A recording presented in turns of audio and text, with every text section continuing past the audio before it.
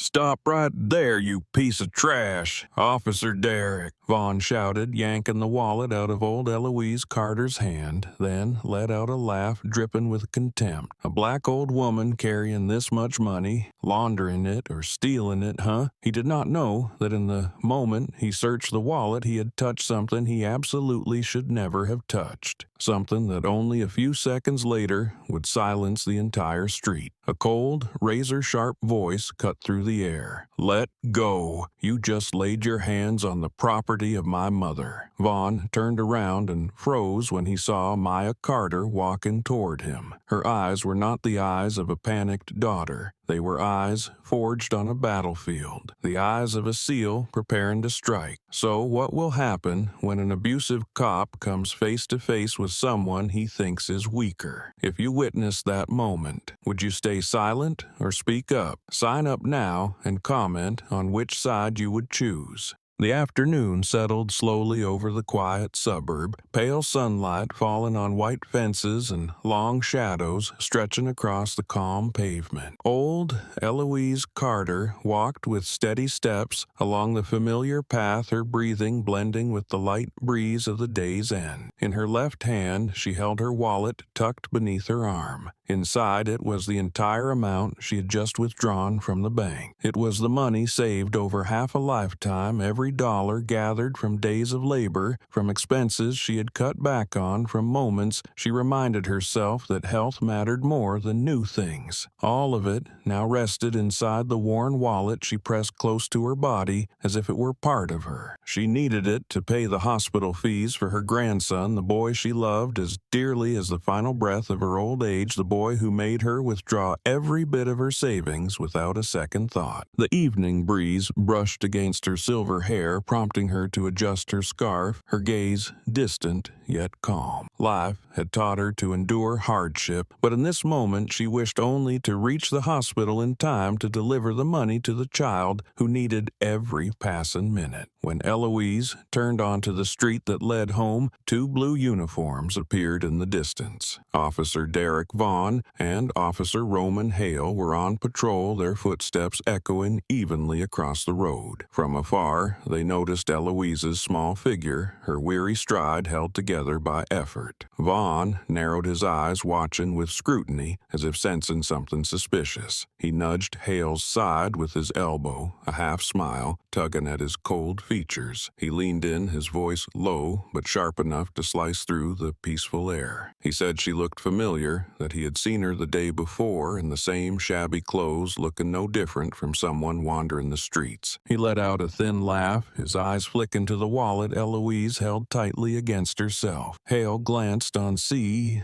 then looked away, reluctant, but offering no objection. Meanwhile, Vaughn wet his lips, his voice dropping again, filled with probing and suspicion, his eyes fixed on the wallet as if he had spotted an easy cat. He said she looked cleaner today, clutching the wallet like she feared losing it, the kind of posture that meant she had something to hide. His body leaned forward, his stance showing his readiness to cause trouble, his mouth curving into a cold smile Eloise had seen before from men used to wielding power over others. The gentle afternoon air grew heavier as he delivered his final remark, his voice full of spite and cruel amusement, as though he had discovered something entertaining. Today, she looked like someone wealthy, nothing like the person he was used to seeing walk through this neighborhood. Eloise kept walking, her hands trembling slightly from the unease rising inside her, though she tried to steady her pace. The stillness of the suburb felt frozen, now broken only by the sound of police boots hitting the pavement, each step closer than the last. Vaughn narrowed his eyes further, his smile stretching higher. He looked her over from head to toe, then muttered to Hale that they should stop her and ask a few questions. And in that brief moment, Eloise felt a cold gust sweep across her back, warning her that something wrong was about to unfold. Here is your complete translation. If you want, I can continue with part 2 when you are ready. Eloise had taken only a few steps when the two blue uniforms suddenly closed in like gusts, heavy with the stench of authority. Derek Vaughn strode forward and planted himself directly in front of her, while Roman Hale moved to her right, forcing her to stop in the middle of the once quiet street. No explanation came first, only Vaughn's cold bark cutting through the thickening air. He ordered her to stand still for an administrative check, his tone not a request but a command, the voice of a man used to imposing himself on those he considered beneath him. Eloise halted, her hand tightening around the wallet under her arm, her eyes narrowing though she tried to remain composed. She looked at Vaughn and said slowly and clearly that she had done nothing wrong. She was simply walking home. But Vaughn had no interest in that simple explanation. He stepped closer until only a few inches separated their faces. The smell of cigarettes mixed with sweat under his police uniform brushed against her cheek, making her want to step back, though her feet felt rooted to the pavement. He leaned toward her ear, his voice low but loud enough for the whole street to hear. He said that the color of her skin alone made him want to check her, as if that color were built-in crime, an excuse strong enough for him to act however he pleased without being questioned. Each word slid from his mouth like an oil stain, dirtying the calm air of the street. Roman Hale stood beside them, his gaze wavering, yet silent. He glanced around, saw no one intervening, and shrank further into himself, allowing Vaughn to act as he wished. Eloise's eyes flickered, not from fear, but from the sharp insult striking the dignity she had carried through a lifetime of living decently. She took a breath, steadied her voice as much as she could, and told him that what he said was racist. Then she looked straight at him, as if to remind him she was not someone easily intimidated. Vaughn laughed the laugh of a man who believed his insults were nothing out of the ordinary. He replied that yes, he was racist, because black people always caused trouble. The words landed like a slap, not only across her face, but across the unseen crowd standing behind her in spirit, the people he automatically deemed inferior. Eloise tightened her grip on the wallet strap and lifted her chin slightly to keep herself from bowing under the hostility, though deep within her, a small crack began to form. The quiet street grew heavy, as if even the air could feel the injustice unfolding before it. In that moment, Eloise no longer stood fully upright, but leaned slightly to one side, her fingers curling as she pulled the wallet tighter against her chest. Her eyes changed no longer, carrying the calm she had when leaving the bank, but sharpening with caution, each breath quicker as the sense of danger grew clearer. Those filthy words did more than wound her. They signaled something else, something her seasoned instincts were strong enough to detect. These two men had no intention of conducting a simple administrative check. They wanted to cross a line, and they were searching for an excuse to do it. Eloise stood there with her grip on the wallet so tight her knuckles turned white, staring straight at Vaughn, while the street around them remained still as if holding its breath before something worse arrived. The tension in the street tightened with each passing second when Roman Hale suddenly reached out and lightly pulled Derek Vaughn's wrist, the movement hurried yet cautious. He lowered his head and leaned toward his partner, his voice so soft no outsider could hear, though Eloise sensed the alertness in his eyes. Hale said the woman looked familiar, that something about her unsettled him like a final warning before things crossed a line. Vaughn turned with annoyance, shot Hale a sharp glare, then jerked his hand away, showing clearly he would not be stopped. He said Hale was always timid, that this was just an old black woman living at the end of the street, nothing worth worrying about. While they exchanged those few words, Eloise shifted slightly to the left, trying to take small steps away from the blockade. She did not want confrontation, nor did she want to say anything that might make things worse. Her life had taught her to avoid pointless clashes, to understand that some people did not want explanations. They only wanted to use power to display their superiority. She held her wallet tighter, her heartbeat quickening with the hope that if she moved away fast enough, she might leave the trouble behind. But she managed only half a step. Vaughn spun around as if waiting for that moment and grabbed her shoulder with a rough force that made her body tilt. His hand clamped down on her bone, sending a sharp pain through her and causing her knee to buckle. His voice came out cold and challenging, shattering what was left of her composure. He shouted that she was was resisting an officer that her behavior warranted being handcuffed on the spot. The words were not meant as a warning, but as bait thrown deliberately to trap her. Eloise straightened with effort, one hand forming a fist for balance, the other still clutching the wallet close. She felt her breath tighten from the shove, but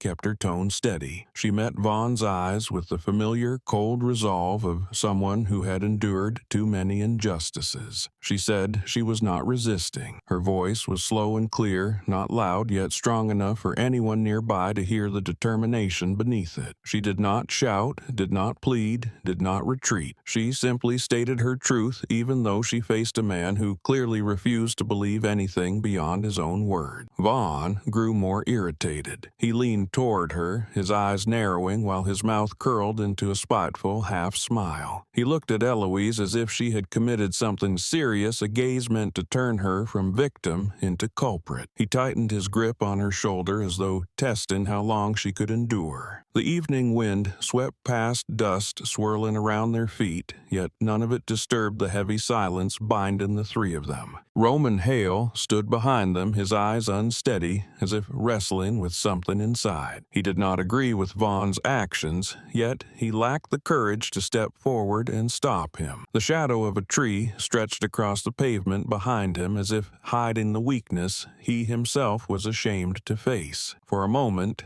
N.T. Hale looked at Eloise and met her gaze, a gaze both pained and resolute. He turned away, unable to bear the guilt rising in him. Eloise drew in a breath to keep herself steady. She felt her body begin to tremble slightly, not from fear, but from the familiar sting of injustice slipping into her bones like so many times before. She had thought she would have a peaceful afternoon returning home after the bank, but fate had placed her in a turmoil she did not choose. Still, she stood there, not collapsing, not letting Vaughn's attitude push her off balance. Then, from the end of the street, the sound of footsteps began to appear. Nearby residents who had heard shouting and arguing opened their doors, some stepping slowly onto their porches, others stopping their bicycles. They stood, at a distance yet close enough to see clearly what was happening. Eloise felt their eyes on her, curious and uneasy. She did not need to turn to know that neighbors who rarely interacted were now drawn to the chaos forming with her at its center. Roman Hale glanced toward the gathering residents, worry becoming more visible. Vaughn noticed as well, his shoulders tightening, though his face kept its arrogant expression. A strange silence settled between them in the evening breeze, as if the air itself were preparing for something larger about to arrive. Another small group began moving closer, soft murmurs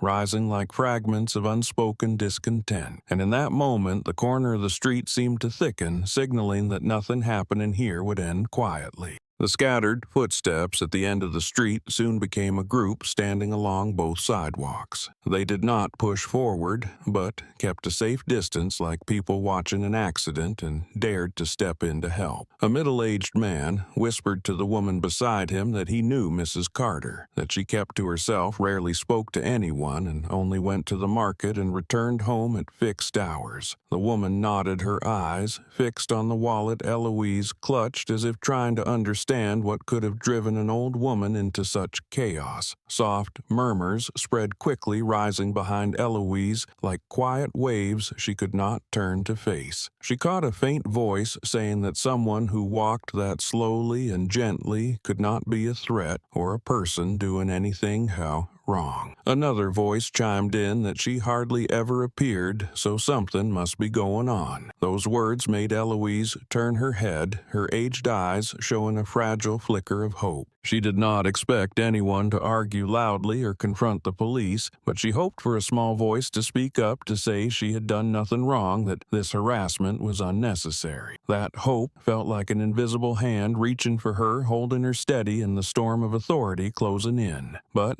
with each passing second, the silence grew heavier. Faces on porches, behind fences, or standing in driveways stared at her with a mix of curiosity and fear. No one defended her. No one stepped forward. They stood like stone figures watching without daring to speak. Two young men nearby exchanged looks, one frowning as if ready to move until Vaughn's gaze swept across them, stopping him in place. A young woman leaning in her doorway held her phone as if to call someone, then let her hand fall, afraid of legal trouble, afraid of questioning, afraid of being dragged into more hardship than she already lived with. Their eyes held sympathy, yet when Vaughn stood there with his police boots stamping lightly, each time he shifted, they all stepped back. Eloise felt clearly how alone she was in that circle. The wallet in her hand trembled, her fingers curling from anger and worry, not for herself but for the money she had saved her entire life, now at risk of falling into the hands of someone who had no intention of treating her fairly. She looked at the surrounding faces, noticing a few people lowering their eyes, unable to meet hers. The silence pressed down on her chest, heavier than Vaughn's grip on her shoulder had been moments before. The street she once believed was safe had become a stage where everyone watched her be humiliated, and no one found the courage to speak for her. Vaughn began to feel the crowd's attention. His eyes shifted from Eloise's face to the people standing a few meters away. He noticed a young man pulling out his phone, raising it slightly as if to record. Vaughn's eyes narrowed, alertness sharpening. He was not a fool. He knew that once a video was posted, the situation would slip out of his control. He inhaled sharply, then shouted, his voice echoing through the street, ordering everyone to disperse immediately. His tone was dry, curt, and full of irritation, as if being seen abusing his authority were a personal insult. A few people jerked back, others bowed their heads, pretending they had only been standing on their porches. Vaughn stepped forward and kicked at the curb to force the group farther away. He said gathering there was obstructing an officer, that anyone who stayed would be recorded and dealt with. The threat pushed the crowd back slowly, reluctantly, though their eyes remained fixed on Eloise as if unable to turn away from the scene unfolding. Roman Hale stood beside Vaughn, discomfort clear on his face as he listened to the shouting. He noticed the man with the phone hide it behind his back, hesitation flickering in his eyes. Hale said nothing, but the unease in his expression made Vaughn glance at him. Vaughn muttered in a hard tone,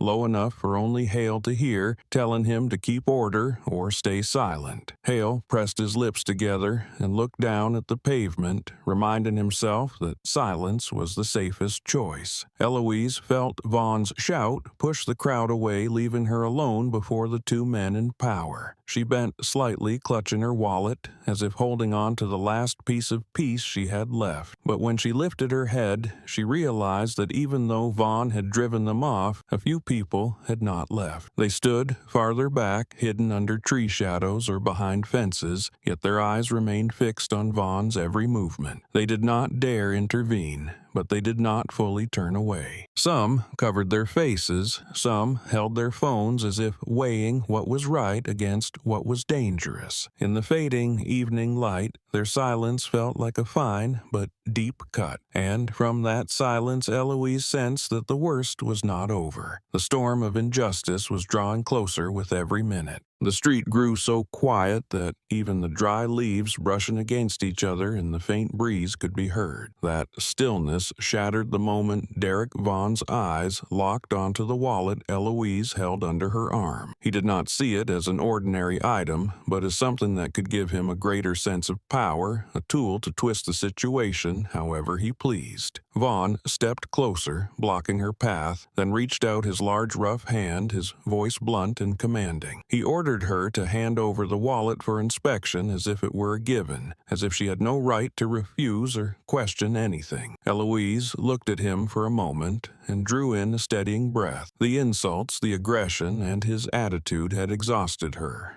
Yet she forced her voice to stay calm. She said that if he wanted to see any documents, she could show them. Her voice did not tremble, though the tension beneath each word was clear. She knew she could not let him rummage through her wallet freely, because inside it was everything she had saved, the money meant to pay the hospital fees for her grandnephew who was fighting for every hour. She knew that if she let him take it, she might never get it back. But her words held no weight for Vaughn. He narrowed his eyes, looking her up and down, then at the wallet again, suspicion twisting his expression as if she were hiding some great crime. The street grew so quiet that even the dry leaves brushing against each other in the faint breeze could be heard. That stillness shattered the moment Derek Vaughn's eyes locked onto the wallet Eloise held under her arm. He did not see it as an ordinary item, but as something that could give him a greater sense of power, a tool to twist the situation however he pleased. Vaughn stepped closer, blocking her path, then reached out his large rough hand, his voice blunt and commanding. He ordered her to hand over the wallet for inspection as if it were a given, as if she had no right to refuse or question anything. Eloise looked at him for a moment and drew in a steadying breath. The insults, the aggression, and his attitude had exhausted her, yet she forced her voice to stay calm. She said that if he wanted to see any documents, she could show them. Her voice did not tremble, though the tension beneath each word was clear. She knew she could not let him rummage through her wallet freely, because inside it was everything she had saved, the money meant to pay the hospital fees for her grandnephew who was fighting for every hour. She knew that if she let him take it,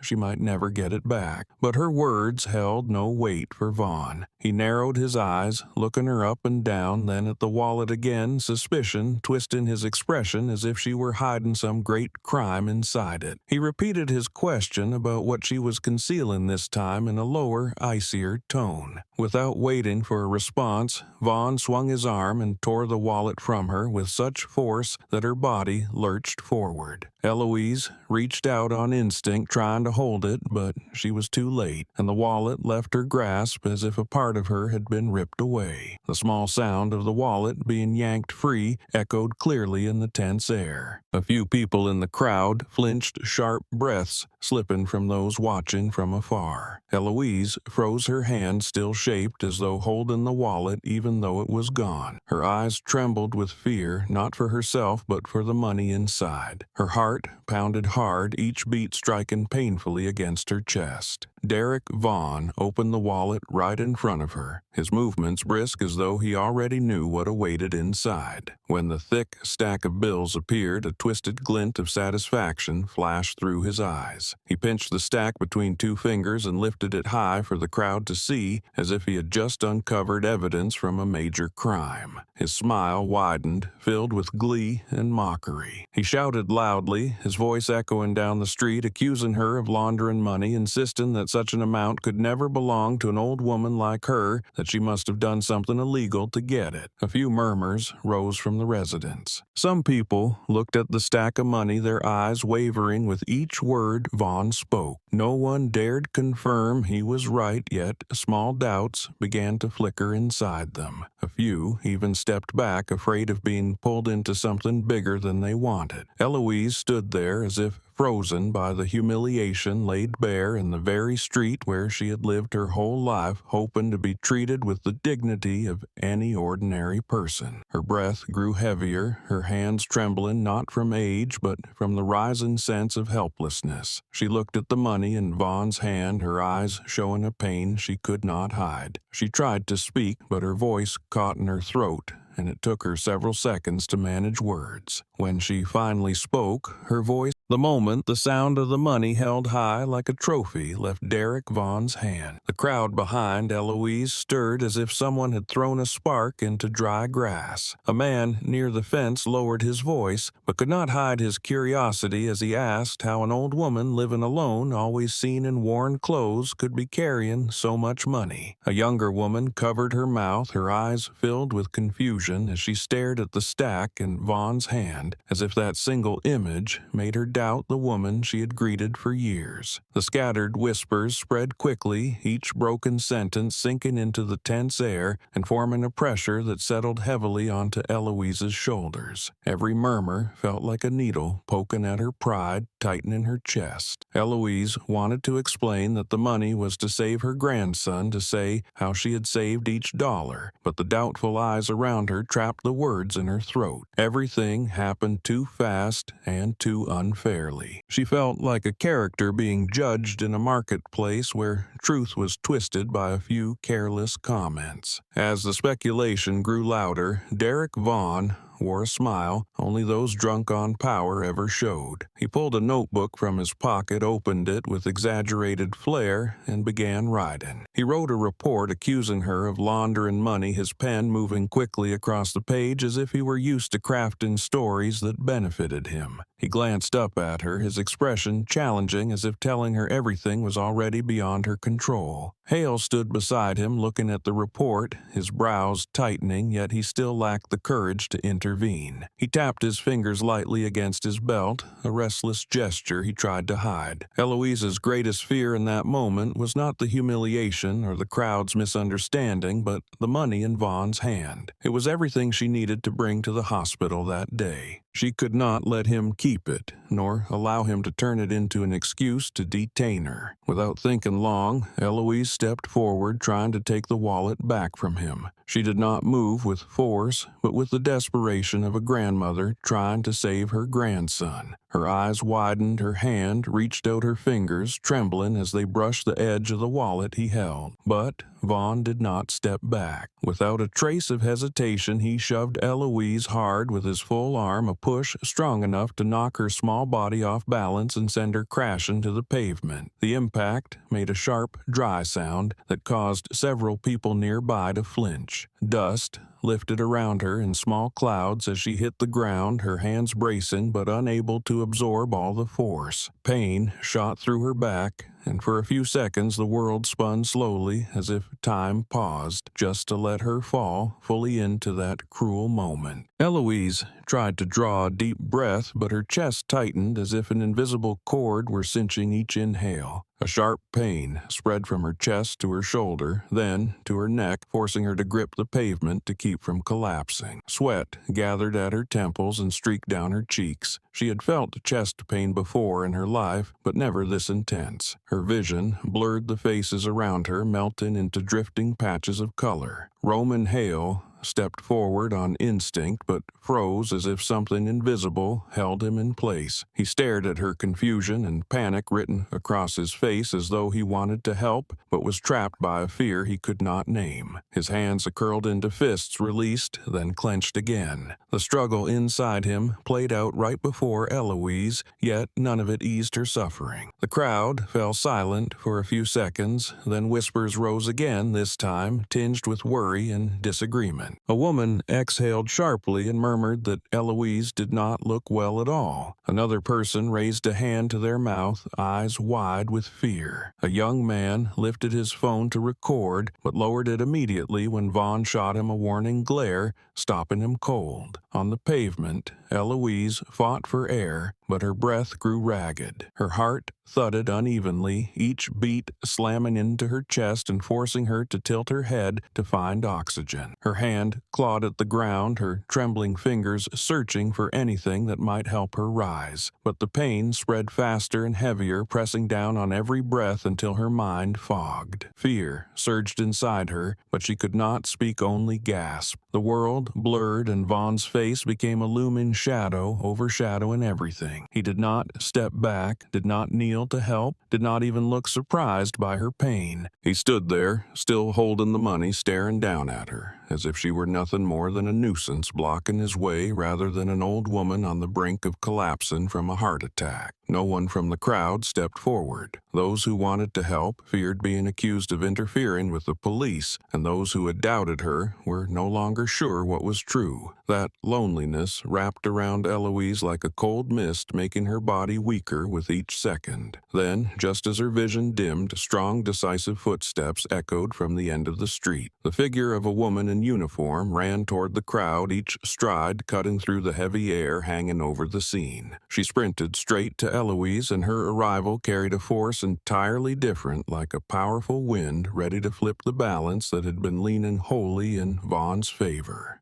The rapid footsteps from the end of the street rose like a new signal, cutting through the thick tension choking the air. The woman in uniform grew clearer with each stride, her sharp, dark eyes catching the fading sunlight. It was Maya, Carter Eloise's only daughter. She had just returned from her base after hearing a relative had fallen ill planning to visit her mother before heading to the hospital. But the moment she turned onto the street, she froze at the sight before her. She saw her mother lying on the pavement, hands clawing the ground from a heart attack. Silver hair scattered in the late daylight. Maya's heart clenched and her steps quickened stronger and faster. In a brief instant, all her years of military training flashed in her gaze, not the cold of a soldier, but the fury of a daughter watching her mother being shoved to the ground. Her voice burst out like a small explosion in the still air. Maya shouted for them to stop, her tone sharp and high enough to startle several onlookers. Reaching her mother, she dropped to her knees and lifted her gently. Her hands trembling with panic she could not contain. Eloise closed her eyes, breathing hard, yet still managing to call her daughter's name.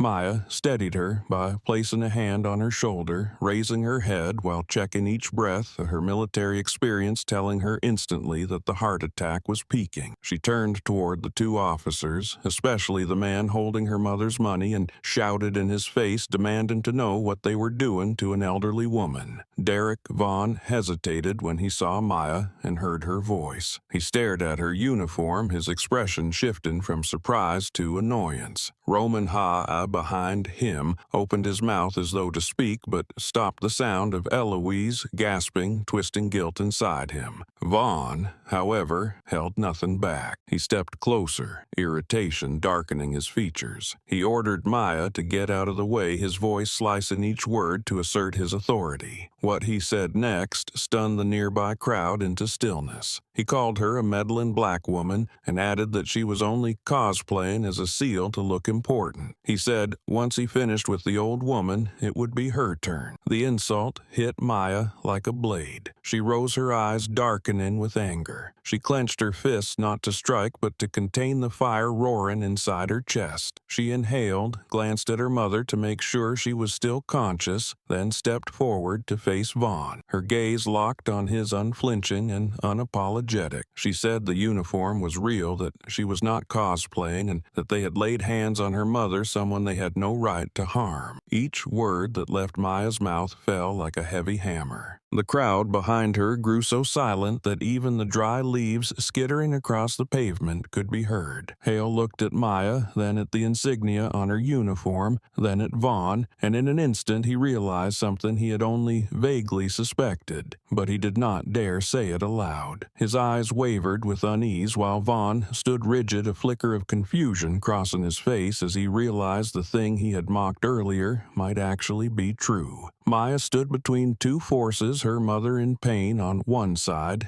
and two men wearing the badge of law, yet trampling it with their own arrogance on the other. Wind swept down the street carrying dust, and the late-day heat tossing a few strands of her hair, but none of it dimmed the anger blazing in her eyes. The crowd watched each person, sensing a shift approaching, a shift capable of overturning everything. And in that stretched silence, Maya's next words burst like a new spark hurled into a rising wind. She said they had messed with the wrong person. Her voice was not loud, but it rang sharp and clear, each word like metal striking metal. Even those farther away heard it, some exhaling sharply, others exchanging looks filled with confusion and surprise. Hale blinked once, as if the truth had just revealed itself too plainly to deny. Vaughn, though trying to keep his usual hardened expression, stepped back the slightest bit, a small motion yet obvious enough for Maya and those near her to notice. He was no longer as certain as he had been minutes earlier. His eyes flickered as though he sensed Maya's words were not a threat but an approaching reality. Everything around them fell quiet for a few seconds' time, slowing as if to underline her statement. Another breeze swept through, cool and carrying a sense that the balance was about to shift, and that moment marked the first turning point in the entire story. Maya stood in the center of the storm, and her words opened the path for what would come next.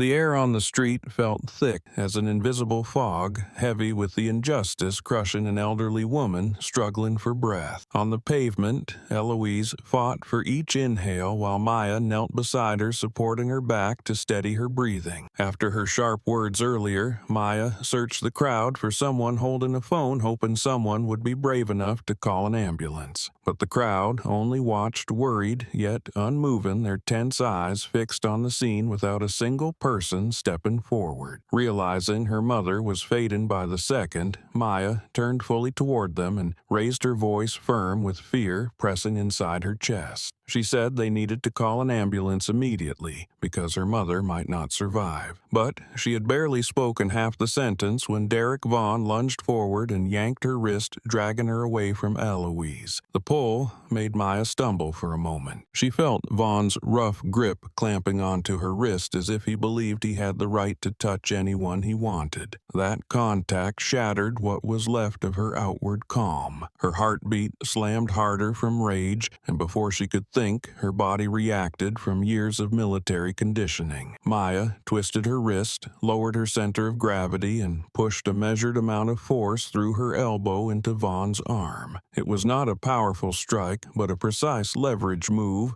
so clean it was almost invisible. In an instant, Vaughn staggered backward several steps, his mouth fallen open in shock. He had never imagined a woman could knock him off balance so easily. The crowd reacted as if struck by a jolt, every eye following their movements. They recognized that what Maya did was not reckless aggression or chaotic resistance, but a controlled act of self-defense, someone who knew exactly what she was doing. To Vaughn, however, it only fueled his rage. The sting of humiliation in front of witnesses made him even more vicious. He charged at Maya again, fury tightening his voice. He shouted that she dared to assault an officer. He barked that she was causing trouble and that he would arrest her in a heartbeat. His words spilled out sharp and venomous, each one straining to prove he was still the one in control. Maya stood, shielding her mother's feet set for balance. Her eyes locked onto Vaughn's without blinking. Her face was drawn with restraint. She did not want to strike this man, but she would not let him touch her mother again. Inside her was a real storm. A storm pushed to its limit with her mother on the ground behind her, and a man abusing his power standing before her with her mother's money in his hand like a trophy. The crowd fell so silent that Eloise's strained breathing and Vaughn's shoes scraping the pavement could be heard clearly. Then, from behind the onlookers, a man's voice rose strong and steady, like a spear cutting through the tension gripping the street. The sound made several people turn their heads. A middle-aged black man stepped out from the crowd. His forehead was broad, his shirt worn, but his eyes were sharp and unwavering. He took a few steps forward, his gaze fixed on Vaughn, and spoke again louder this time so everyone could hear. He said she was a SEAL, that he had once worked with her in the military, that someone like Vaughn had no right to touch her again. A ripple of shock traveled through the crowd, drawing sharp breaths from several people. Those closest stared at Maya with new eyes, a mix of surprise and respect. The woman they thought was just an ordinary daughter was actually part of a force known only through bold stories and brutal training. That truth alone shifted the mood completely. Roman Hale turned to look at Maya again, his face revealing both astonishment and fear. He remembered seeing her during a few tactical training sessions he had attended the year before. She had been the instructor, the quiet one whose every movement was precise enough to intimidate seasoned soldiers. Realizing that truth made his heart pound with guilt and dread. Derek Vaughn, still holding the stack of money he pretended was evidence, changed visibly. His lips stalled, his aggression slowed as if something were pulling him back. His pupils tightened, the confidence draining from his face. Moments before, he had mocked Maya's uniform, convinced it was nothing more than cosplay by someone wanting to look dangerous. But as the man's undeniable statement hung in the air, confirming she had served in the military, confirming she was a real SEAL, Vaughn froze for a moment. Maya stepped forward slightly, placing herself fully between Vaughn and her mother. She said nothing, but her eyes delivered a warning strong enough on their own. The evening breeze pushed a few strands of hair across her forehead while Vaughn stood motionless, his hand trembling around the money. He was starting to realize he had made a serious mistake. He was beginning to understand that the woman in front of him was not someone he could belittle. She was someone who had faced things even he, as a police officer, could never imagine. The entire street seemed to pause thick with breathless silence. Roman Hale exhaled hard, swallowing the guilt rising in his throat. A few residents stepped back to give space for whatever would come next. No one knew what was about to happen, but they understood the balance of power was shifting, and as the evening light stretched across the pavement, and Vaughn stared into Maya's sharp, unblinking eyes, his face drained of color as if he finally realized nothing here was what he thought it was. A truth had just shattered his arrogance, leaving him unable to pretend confidence any longer. The moment Marcus stepped out of the crowd and declared that Maya was a real SEAL hit Derek Vaughn like a thunderbolt. He froze for a second, the hand holding the stack of money suddenly drooping. His eyes widened, as if he had seen something beyond what his mind could process. He stepped back slightly, his shoes scraping the pavement with a harsh sound. He said nothing, but the shock on his face was so clear that even the nearby onlookers exchanged startled glances. The man, who had just shoved an old woman and threatened her daughter, now faltered at the mere mention of two words, SEAL. The entire street felt his balance tilt a tilt, not of the body, but of the arrogance that no one had been able to shake before. Roman Hale was equally stunned. When Marcus emphasized the words old colleague, his mind immediately rewound to the tactical training sessions he had attended at a base years ago. He remembered the black woman standing at the front of the class, her stance firm, her face calm, her eyes commanding. She demonstrated each move, corrected each soldier, and delivered commands with a level voice no one dared ignore. He remembered failing an exam for falling behind on a technical drill, and she was the one who told him that there were no weak officers, only those who refused to sharpen what they lacked. He had respected her then, and now, when Maya's eyes locked onto his, he realized it was her. The shock prickled his skin, and shame crawled down his spine as he thought about how he had stood by and let everything happen. Meanwhile, Maya rose, her feet firmly set on the pavement, her sharp, dark eyes locked on Vaughn like blades. She no longer shouted or argued, but walked toward him slowly. Her silence made the atmosphere even more tense. When she stopped at arm's length from him, her voice dropped low, but the drop made every word carry across several meters. She said Vaughn had nearly killed her mother. Her eyes did not blink. Her voice did not tremble, and every syllable felt like a warning honed from anger and pain. Vaughn's head, IT,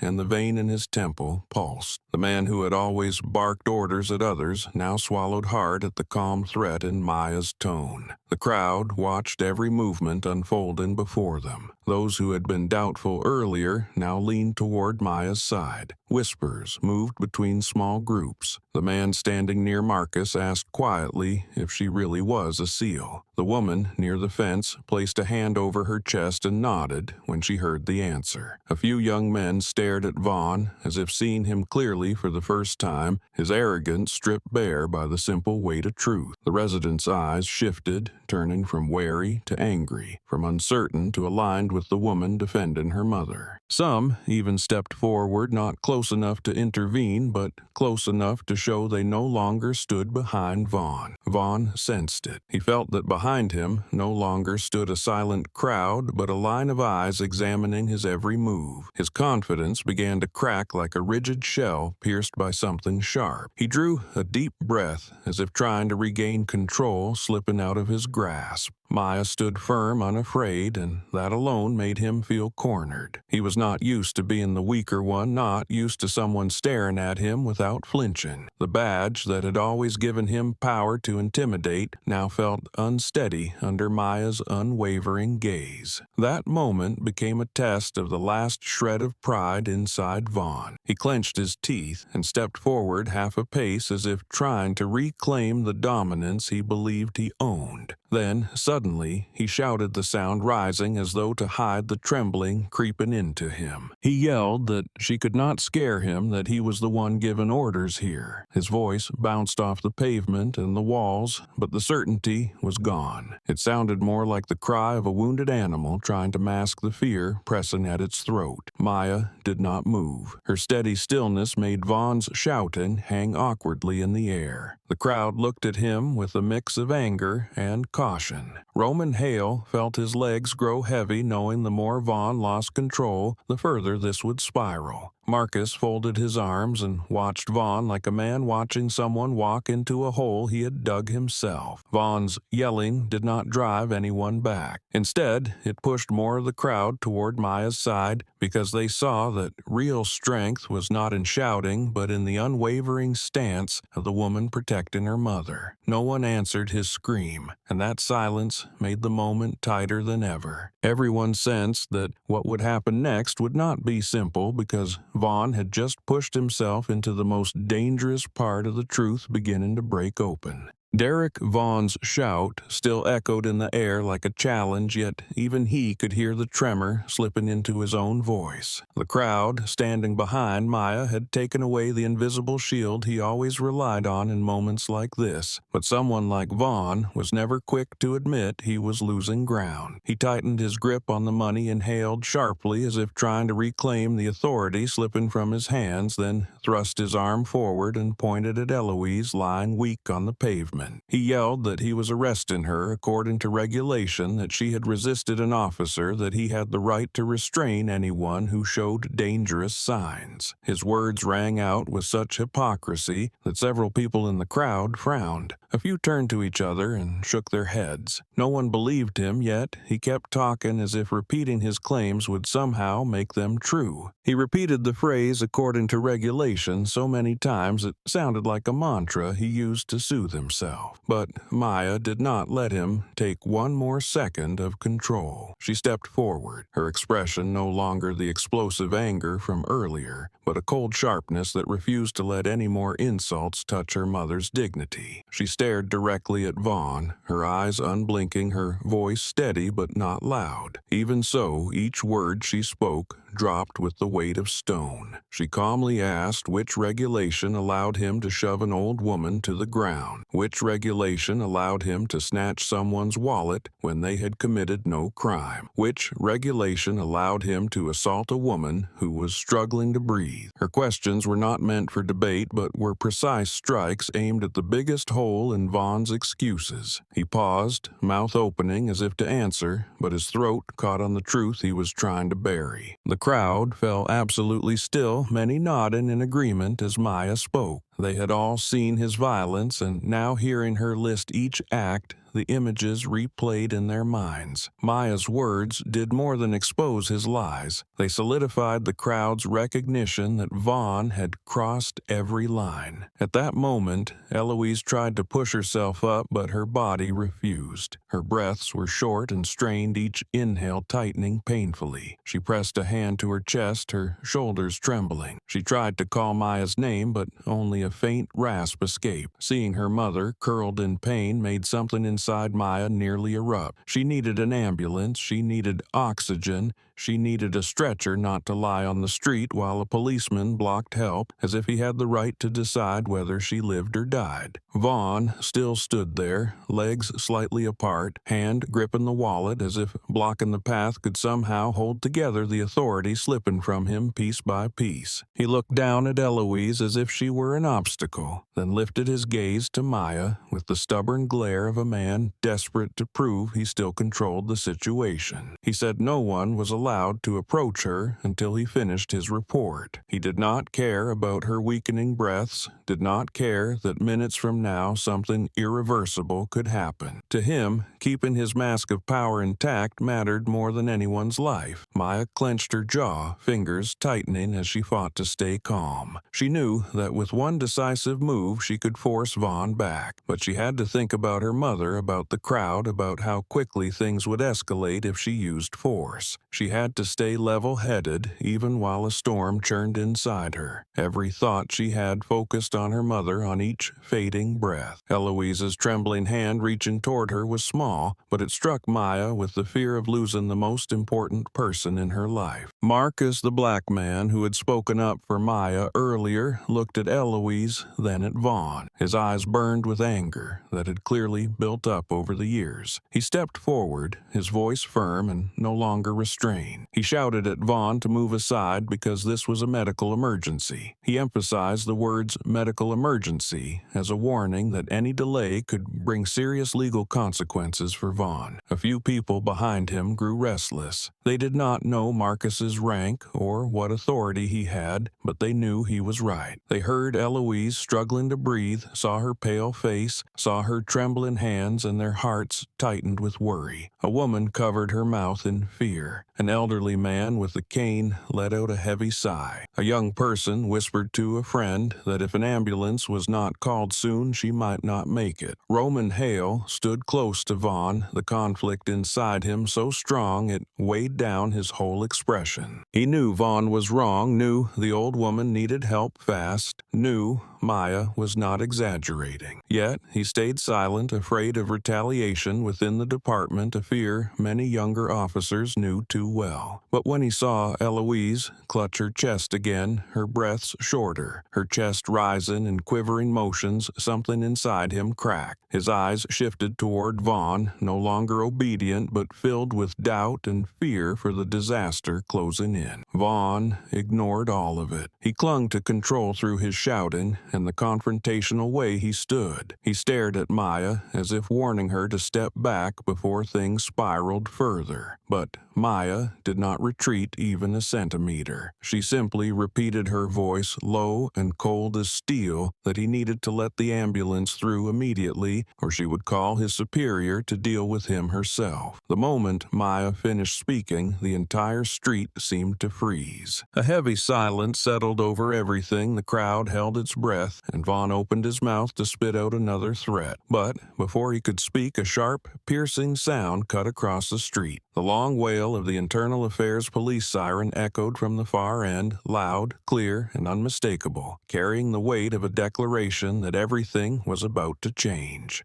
The sharp cry of the Internal Affairs siren sliced through the already tight air like a wire pulled to its limit. The crowd immediately shifted aside as the silver-black vehicle rolled into the narrow street, its tires grinding out a steady, heavy sound. The doors opened, and two Internal Affairs investigators stepped out, each carrying the cold focus of people who had witnessed too many abuse cases to entertain excuses. One was tall, gaunt-faced, with eyes sharp behind thin glasses. The other was shorter, broad-shouldered, his gaze sweeping the scene before locking onto Eloise Carter's curled, trembling body. The sight made both investigators quicken their pace, assessing the situation in a matter of seconds. An elderly black woman on the pavement, gasping sweat, streaking her brow, clutching her chest. A large crowd watching their faces, filled with anger, fear, and helplessness. Maya standing as a human shield in front of her mother. And finally, Vaughn, still clutching the wallet, breathing hard, his eyes flickering between denial and the fear now surfacing. The tall investigator spoke first, his voice sharp and dry. "Who is the officer in charge here?" Vaughn stepped forward at once, trying to reclaim the authority he had been losing piece by piece. He straightened his collar, clasped his hands behind him as he had practiced for disciplinary meetings. His face hardened, his eyes avoided Maya, and he ignored Eloise's labored breathing. He tried to speak as if he were standing before a review board, as if the right tone could still twist the situation back in his favor. "She resisted and attacked me." Vaughn said his words so smooth that anyone unaware might think he was reading from a prepared report. "I asked her to comply with a routine check, but she acted suspiciously, grabbed her documents, and lunged at me. I used appropriate measures to restrain her." The crowd and Maya stiffened as if doused by cold water and fury at once. Dozens of angry eyes fixed on Vaughn, but Maya was the first to break the silence. She did not step forward or raise her voice. She simply folded her arms arms across her chest, standing beside her mother, then turned her gaze directly to the investigators. "He is lying," Maya said, her voice calm but sharp as steel. Not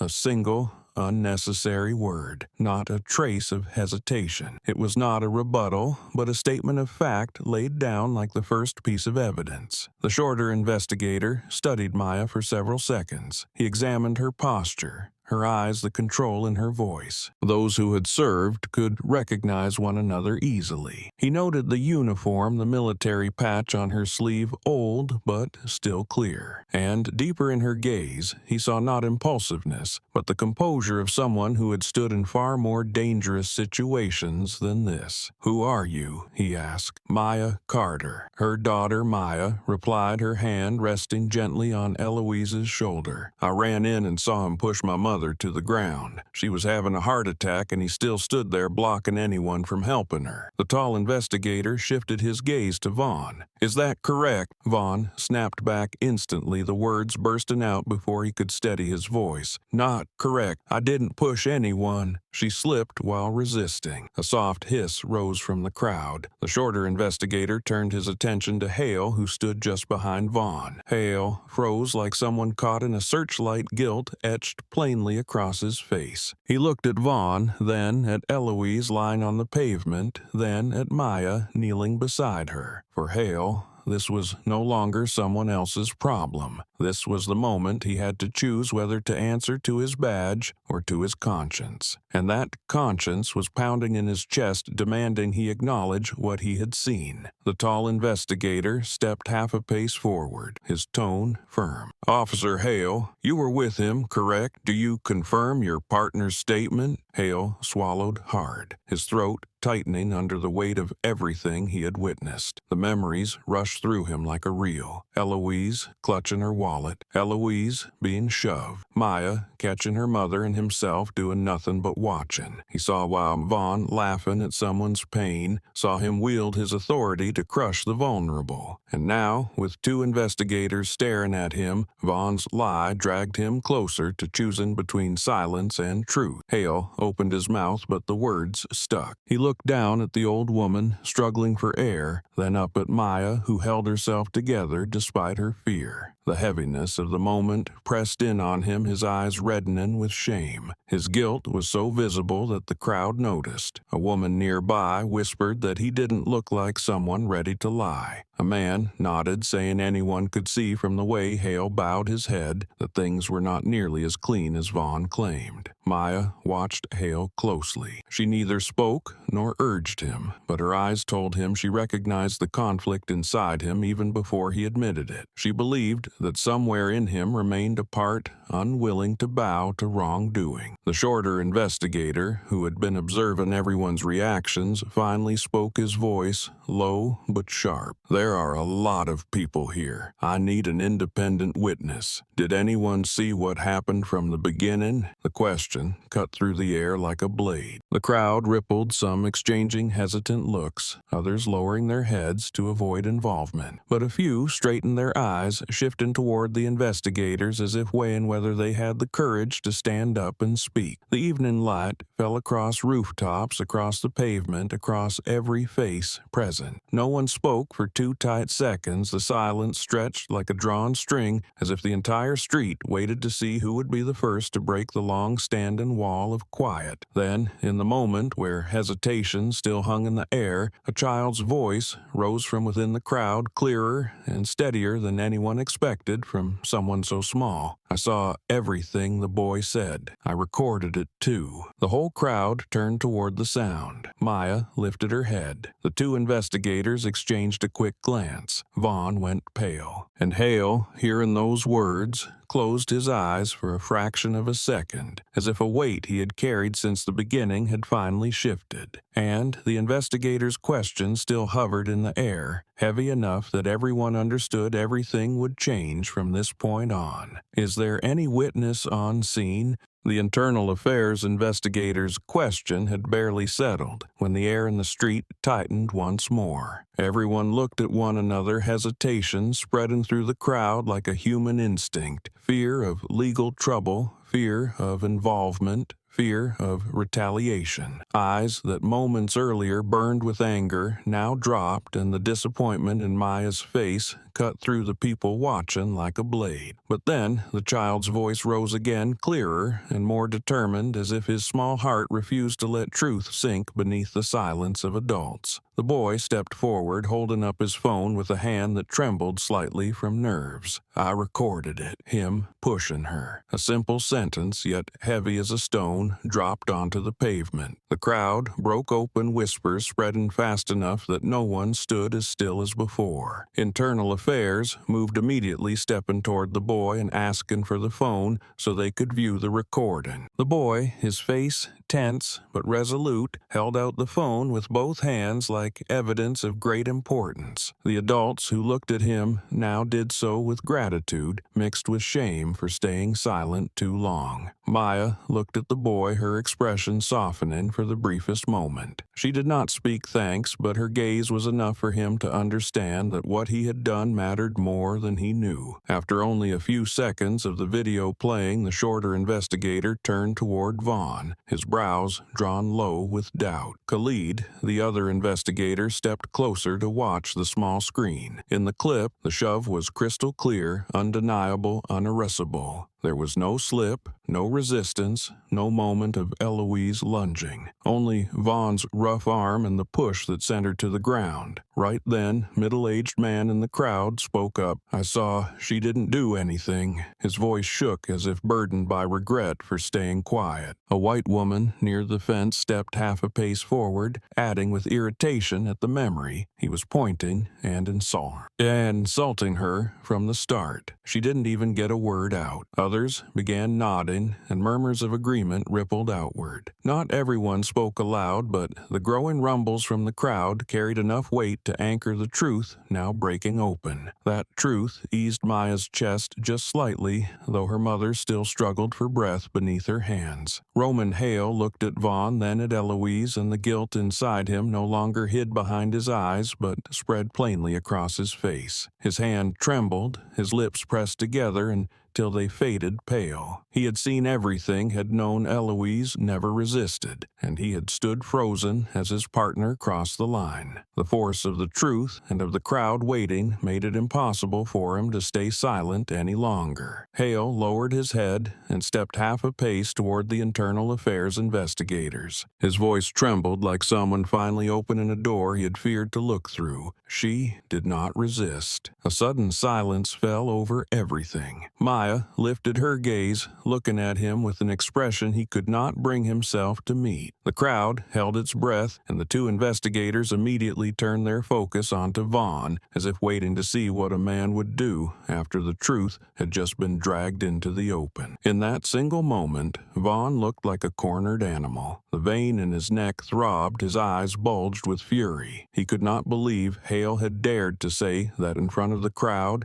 in front of Internal Affairs, in front of Maya. Rage flared through him like a burst of fire. He whipped around toward Hale, his face twisted with anger. "Shut your mouth!" The shout tore through the air like a blade, making several people in the crowd flinch. A woman clutched her chest, an elderly man shook his head, and the boy with the phone stepped back in fear. Marku beside Maya clenched his fists, his eyes sharpening as if ready to jump in if Vaughn took one more step toward Hale. But what terrified Vaughn more than the crowd, more than Maya or Marcus, were the two Internal Affairs officers. Their expressions were so cold that every shout from him faded into nothing. No one intended to defend him now. Not a single person stood on his side. Every lie he had told, every detail he had twisted, every shove he had delivered to the old woman was being peeled back layer by layer, pushing him deeper into the shadow of his own arrogance. Eloise still lay there, her breath weakening, forcing Maya to lower herself again to hold her mother's shoulders. Maya's hands shook slightly, not from fear of Vaughn, but from the stabbing worry for her mother. The truth had begun to leak out, each breaking piece pulling the entire street into a current no one could stop. And when the investigators saw Vaughn screaming in Hale's face, their eyes sharpened as if they had just found the final piece that confirmed the direction of their investigation. The coldness in the street thickened, and everyone understood that from this moment on the truth could no longer be buried under silence. It had already spilled out, spreading across the pavement like an overflowing tide, dragging with it all the secrets Vaughn tried to hide. He could scream at Hale, he could shout at the crowd, but he could not shout down the truth, because now the truth stood with Maya, with Eloise, with Hale, and with a brave boy who lifted his phone despite every fear pressing against him.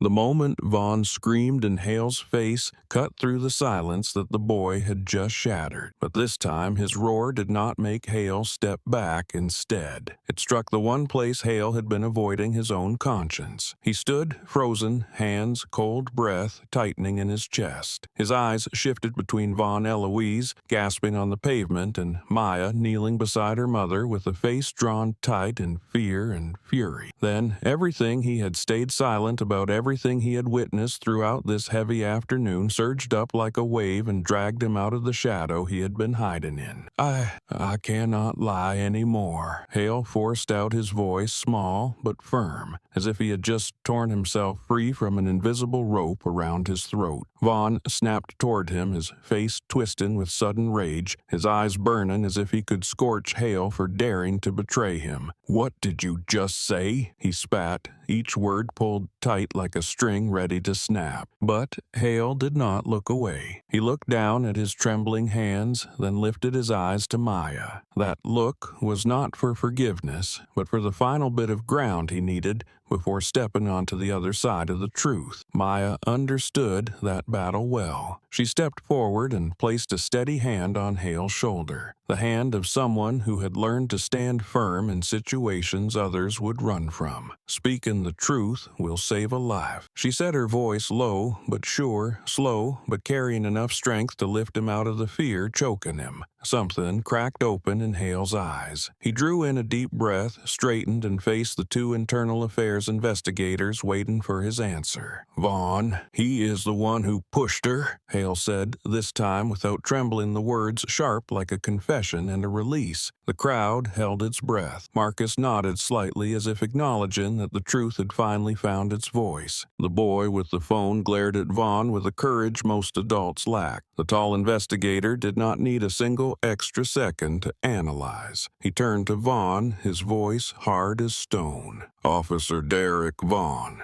you are immediately placed under review for unnecessary use of force, falsifying your report, and obstructing medical assistance." Each charge fell like a hammer blow against the armor of authority Vaughn had clung to all afternoon. He stepped back, breathing fast, his face shifting from red to pale. Every shred of arrogance evaporated, leaving only hatred, panic, and desperation. The corner of his eye twitched violently, like a wild animal driven to the edge of a cliff, and in that panny sea he saw the boy. The phone in the boy's hand. The clip that would destroy him, expose him, tear apart everything he had been clinging to. In the moment his reason snapped, Vaughn lunged with the ugliest instinct he possessed. He whipped around, bloodshot eyes locking onto the boy, his hand curling, his feet launching forward. The crowd screamed. Arcus moved half a step. Maya turned on reflex. Hale's mouth fell open in horror. But Vaughn did not stop. He charged straight at the child, shouting in raw desperation as he reached for the phone. "Give it here." There was no trace of authority left in that scream. Only the panic of a man completely exposed. Only the bare, vicious, cornered truth of someone who had abused power and just lost every grip he had. And as he lunged at the child to seize the evidence, everyone understood the more a wicked man resists, the more clearly his true nature shows.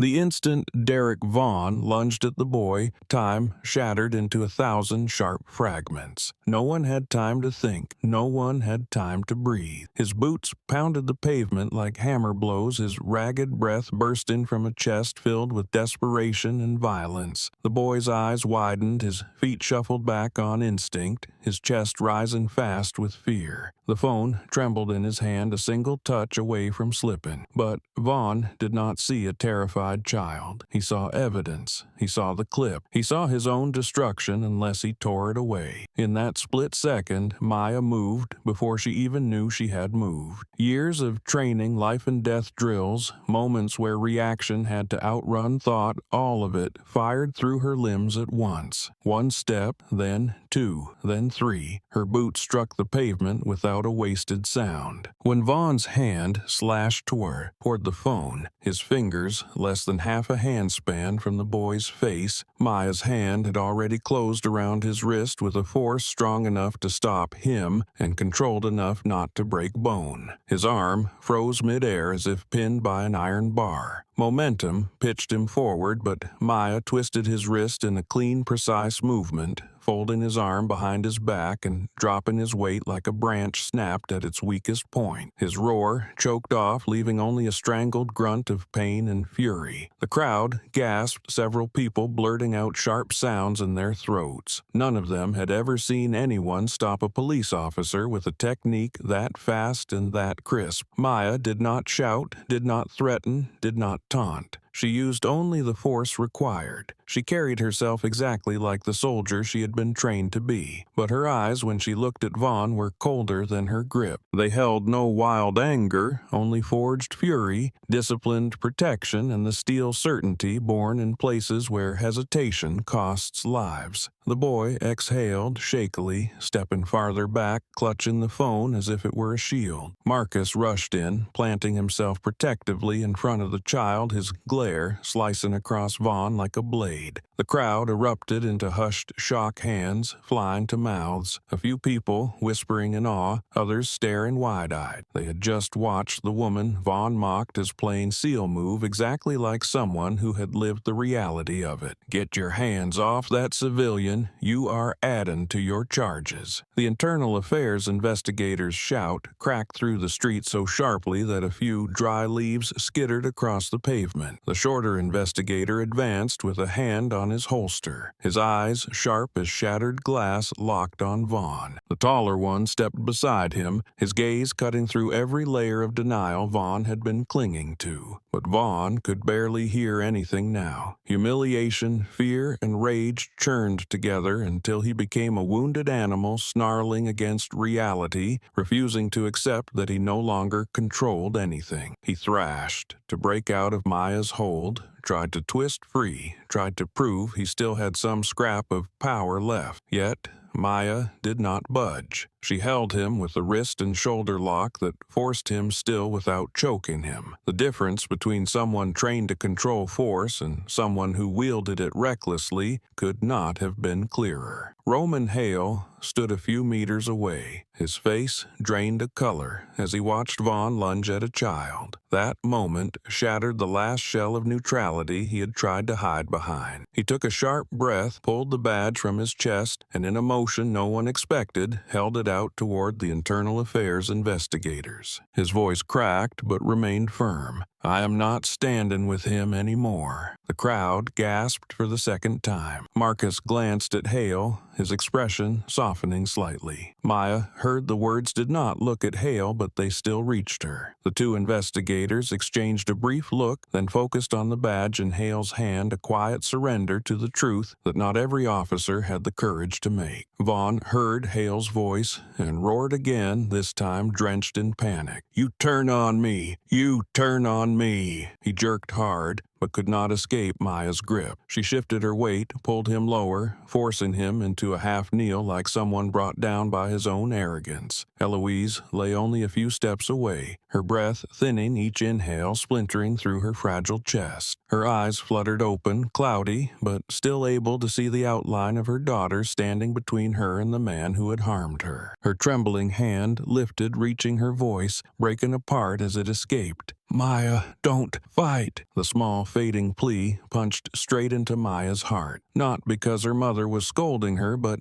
because it was the voice of someone standing too close to death. Maya bowed her head for a second, glancing toward her mother. Eloise's complexion had gone pale. That sight carved into Maya a fear entirely different to the fear of losing the one person she had come home to protect. "Bring him over here. We will handle him," the investigators ordered sharply. Maya released just enough pressure to transfer Vaughn into their custody, then turned back and knelt beside her mother. She slipped a hand beneath Eloise's neck, lifting her gently, trying to steady her breathing. Marcus stood behind the two women like a guard, worry etched into his face. Hale stepped aside, his gaze fixed on Eloise as though trying to atone through the weight of his own guilt. The crowd fell silent, every eye now trained on the woman lying weak on the pavement. No one cared about Vaughn struggling behind the investigators anymore. Every heart was fixed on the fragile rise and fall of Eloise's breath. A sound rose sharp enough to make everyone turn by instinct. The screech of brakes, the engine winding down the weight of tires grinding to a stop on the pavement in front of them. The ambulance had arrived right before the crowd, right before the despair widening in Maya's eyes. The back doors began to open. Paramedics jumped out, and in that instant the entire street held its breath.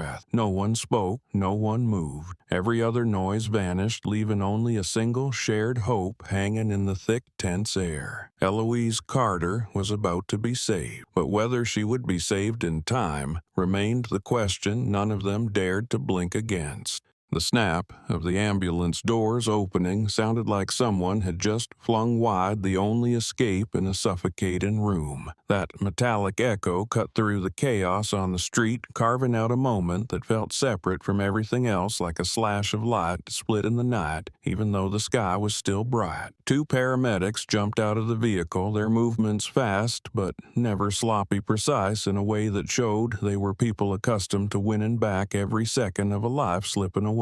The white stretcher shot across the pavement, wheels squealing from being pushed too quickly. They reached Eloise in a heartbeat, knees hitting the ground at the same time, eyes locked in absolute focus as if the entire world had narrowed to the thin thread of breath coming from the woman lying motionless on the street. One of them placed two fingers on her wrist, searching for a pulse, like listening for an uncertain answer. The other opened the oxygen tank, adjusted the valves, and secured the mask over her pale face with hands that were careful yet experienced. Around them, the crowd that had been tightly packed during the confrontation began to shift aside as if pushed by an invisible force demanding they make room. The street itself seemed to hold its breath with Maya. She stood pressed to her mother's side, her hands trembling every time another shard of the recent horror flashed back through her mind. She did not release her mother's hand for even a second. That hand was growing colder, as if slipping away piece by piece, and Maya clung to it with everything she had, knowing a single lapse could drag her entire life over the edge. Eloise was lifted from the pavement with a gentleness only found in those who work daily at the edge between life and death. They placed her on the stretcher, checked the straps, tightened the buckles, and began to wheel her away. Maya followed step for step, still holding her mother's hand, her thumb unconsciously stroking the back of Eloise's knuckles as if trying to coax back warmth. She bent close, speaking near her mother's ear amid the rumble of equipment, the murmur of the crowd, and the pounding fear in her chest. "Mom, I'm right here," she whispered, her voice scraped raw. Eloise's breath was too faint to hear, but when Maya spoke, her head tilted slightly toward her daughter, a movement as delicate as mist, yet enough to make tears rise behind Maya's eyes without spilling. Across the street, Derek Vaughn was being pinned against the hood of the internal affairs vehicle. The investigators gave him no room to resist. They pulled his arms behind him, snapped the cuffs shut, and the metallic click rang sharp like a final period placed exactly where it should have been long ago. Vaughn was no longer thrashing as he had minutes earlier. His aggression had twisted into another kind of madness, sputtering, incoherent unraveling. The man who had shoved a grandmother, ripped away her dignity, and stood over her without remorse, now looked pathetic. His eyes darted toward Hale, searching for some scrap of salvation, searching for anyone in the crowd who might still be on his side. side, but no one looked at him with sympathy. Every gaze turned toward him held anger, disappointment, and a faint sense of relief, as if a long open wound had finally been bandaged. And as the stretcher rolled toward the ambulance with Maya beside it, the entire street shifted. Not physically, but in truth, in justice, in the balance of everything that had been broken. The power that Vaughn clung to had collapsed entirely. The people who once stood silent now watched with clarity, and the woman he had nearly killed was finally being lifted toward the hope he tried to deny her. A detective pushed him toward the back doors of the vehicle, his voice cold and clear. "You will continue your statement at the Internal Affairs headquarters, and remember, every action you take has witnesses." Vaughn screamed like an animal cornered, accusing everyone. He shouted that he was being framed, that everyone was colluding, that he had done nothing wrong. But his screams were swallowed whole by the rising engine of the ambulance. Maya no longer paid any attention to Vaughn. She looked only at her mother, walking close as the stretcher was brought toward the ambulance doors. Eloise's hand had grown weaker, like a rain-soaked petal about to separate from its stem.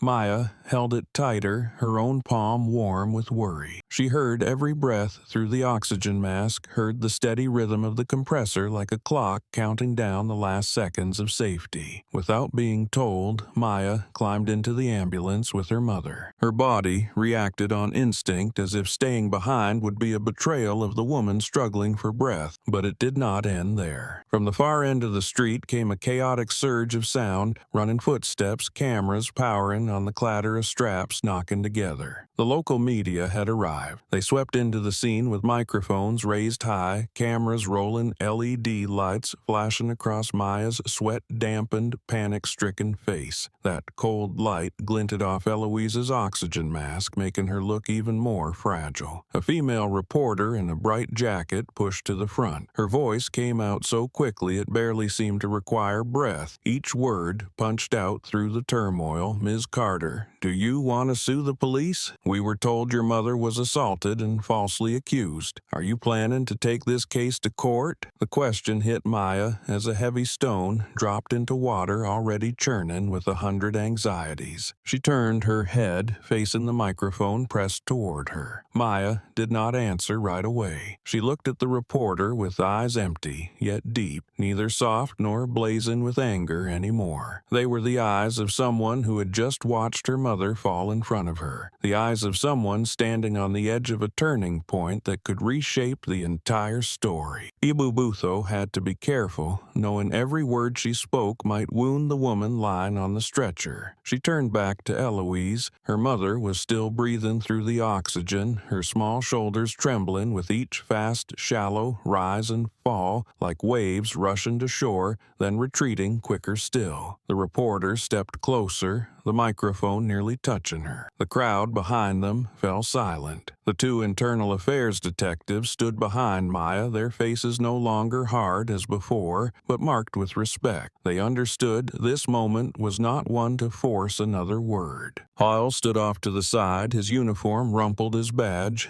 surrendered his face dazed but his eyes fixed on Eloise. The boy with the phone stood beside Marcus, his grip tight as if holding on to a small fragment of justice. And at that moment, Eloise gently opened her eyes, not fully conscious, but conscious enough for her eyes to shift toward Maya. In that blurred gaze, Maya saw something, a shake of the head, so small that if she blinked, she would miss it. But she did not miss it. She saw it. She understood. Maya stood frozen, her breath caught. To anyone else, it was just a faint shake of the head. But to Maya, it was as clear as speech, as clear as her mother calling her name when she was a child. It was not a surrender, not a plea, not to sue, not fear of the police, not avoidance. It was a message: do not let anger consume you. Do not let pain turn you into someone else. Justice must walk the right path, must stand on decency, not on revenge. You may fight, but you must keep your heart whole. Another reporter pushed forward louder. "Ms. Carter, will you sue or not? Please tell us your decision." More microphones rose. Maya held her mother's hand tighter. her. She drew a deep breath. She tried to steady her heartbeat as the barrage of questions pressed her toward a decision she knew she could not give in this moment. The ambulance door swung open. A medic waved her inside. "You need to get in now," he said quickly, his voice taut like a stretched wire. Maya stepped onto the ambulance, one foot already inside, the other still on the street. She stood between two worlds. Outside, justice waited for an answer. Inside, her mother was fighting for each breath. She turned to the crowd behind her, Marcus, the boy, Hale, the two detectives, the witnesses, the people waiting for her answer to shape the rest of the story. Then she turned back to her mother, Eloise, who had just shaken her head at her. A shake Maya knew she would remember for the rest of her life. The ambulance light washed across Maya's face. The doors began to close. All noise outside faded, and the cliffhanger fell soft as wind but heavy as stone. Eloise gently shook her head when Maya looked over.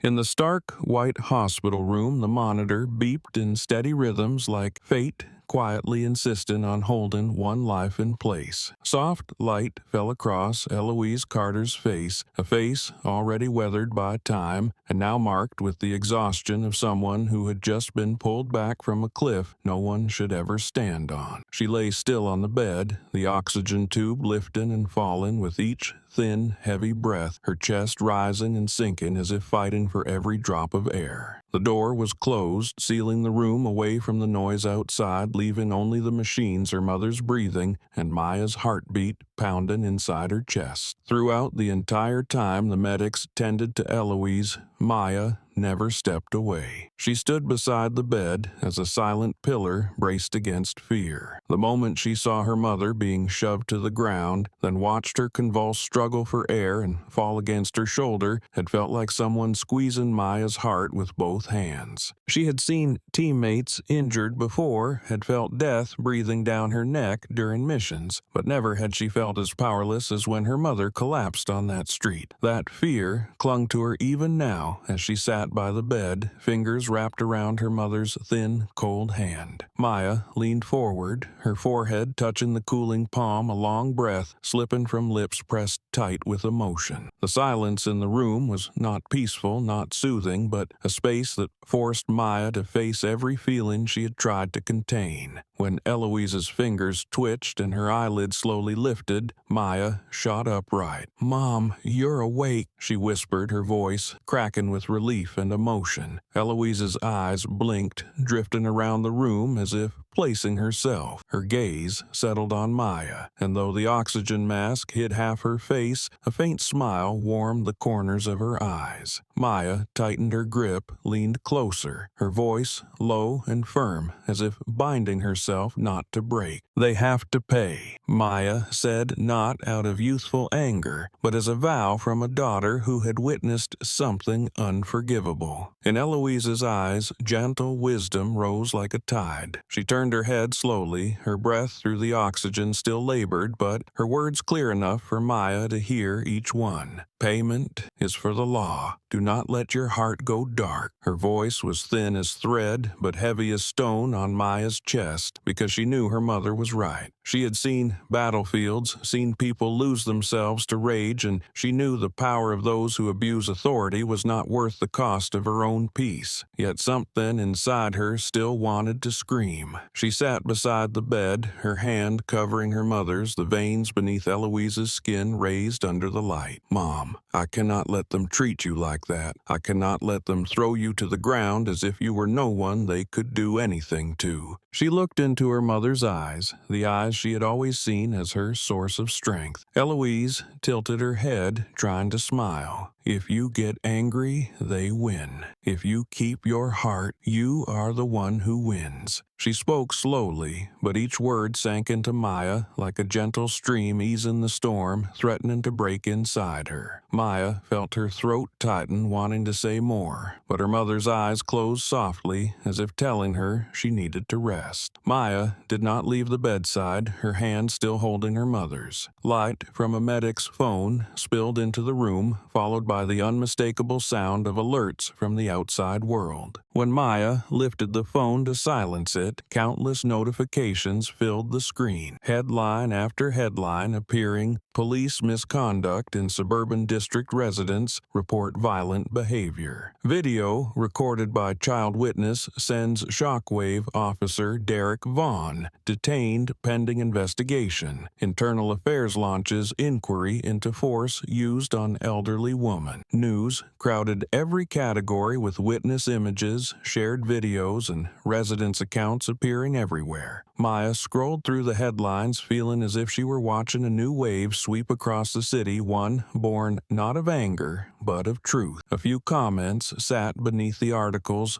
Time for police accountability. Without the kid's video, what would have happened? Hope she recovers soon. The daughter is brave, standing up for justice. Maya set the phone on the table and lifted her gaze to the hospital window. Streetlights reflected through the glass in long streaks like threads woven together in the dark. She knew this fight was no longer hers alone. It belonged to a community, to people who refused silence, to those who still believed in justice, even after watching it be trampled too many times. She turned back to her mother. Eloise was breathing more steadily now, still weak, but no longer as pale as she had been earlier. Maya brushed a hand over her mother's silvering hair, a gesture full of tenderness she rarely showed, taught by a military life to bury her emotions. But here in this hospital room before the woman who had raised her with quiet strength and sacrifice, Maya no longer wanted to hide anything. Out in the hall, footsteps, hushed voice, and the distant retreat of an ambulance blended into a tangle of sounds. The spread of news had reached even the hospital, breaking its usual calm. Some nurses passing by exchanged uneasy looks as the case name flashed on their screens. Some shook their heads, some sighed, some shared the story online with tightened expression. The incident had grown beyond a small neighborhood and was becoming the center of the entire city's attention. But inside this room, Maya's center remained only one thing: Eloise Carter. She sat down in the chair beside the bed, her back resting lightly against it, but her hand never leaving her mother's. She refused to close her eyes even as exhaustion crept into every muscle after a day wound tight in tension. She knew her mother needed her present, and she herself needed the feeling of holding her mother's hand through every minute she fought for her life. Eloise moved her lips as if wanting to say something, but stopped, then drifted into a brief sleep. Maya remained there, her gaze fixed on each rise and fall of her mother's breath, as if looking away even once might let her slip out of reach. News continued flashing on the phone screen on the table, lighting up and fading again like the rhythm of a world in turmoil. But in this white room, where a mother clung to her breath and a daughter held herself together, Maya knew the next battle would not take place in the street but inside her, between anger and compassion, between justice and resentment. And she understood her mother's message was not to protect Vaughn or to let go of what he had done, but to protect the very path Maya had to walk. A path where strength did not live in fists, but in choosing to keep the human part of oneself intact even when facing cruelty. Outside, news of the incident spread like a flame, lighting the entire city. Inside, Eloise shifted slightly beneath the blanket, and Maya tightened her hold on her mother's hand, whispering in her heart, like a promise, wherever this leads, she will not let darkness touch her own. That afternoon, when the sunlight softened beyond the long hospital window, the hallway outside Eloise's room suddenly became more crowded than usual. Hesitant footsteps appeared, whispers rose and then cut off each time Maya lifted her head. She recognized several familiar faces, neighbors from the same street, people who had stood watching while her mother was insulted, shoved, treated like a criminal. They had not spoken when she needed a voice, but now they stood in a small cluster, each carrying a different emotion: guilt, shame, remorse. The first to step inside was Mrs. Henderson, who lived 2 doors down from Eloise, a woman past 60, who always dressed neatly and avoided trouble. Today, her face held none of its usual calm, only hesitation that made her hands twist together. She looked at Maya, then at Eloise, lying in the hospital bed, the oxygen tank angled beside her, the monitor wires draped gently over her wrist as Mrs. Henderson walked closer. Her steps trembled as though each one weighed heavily. I want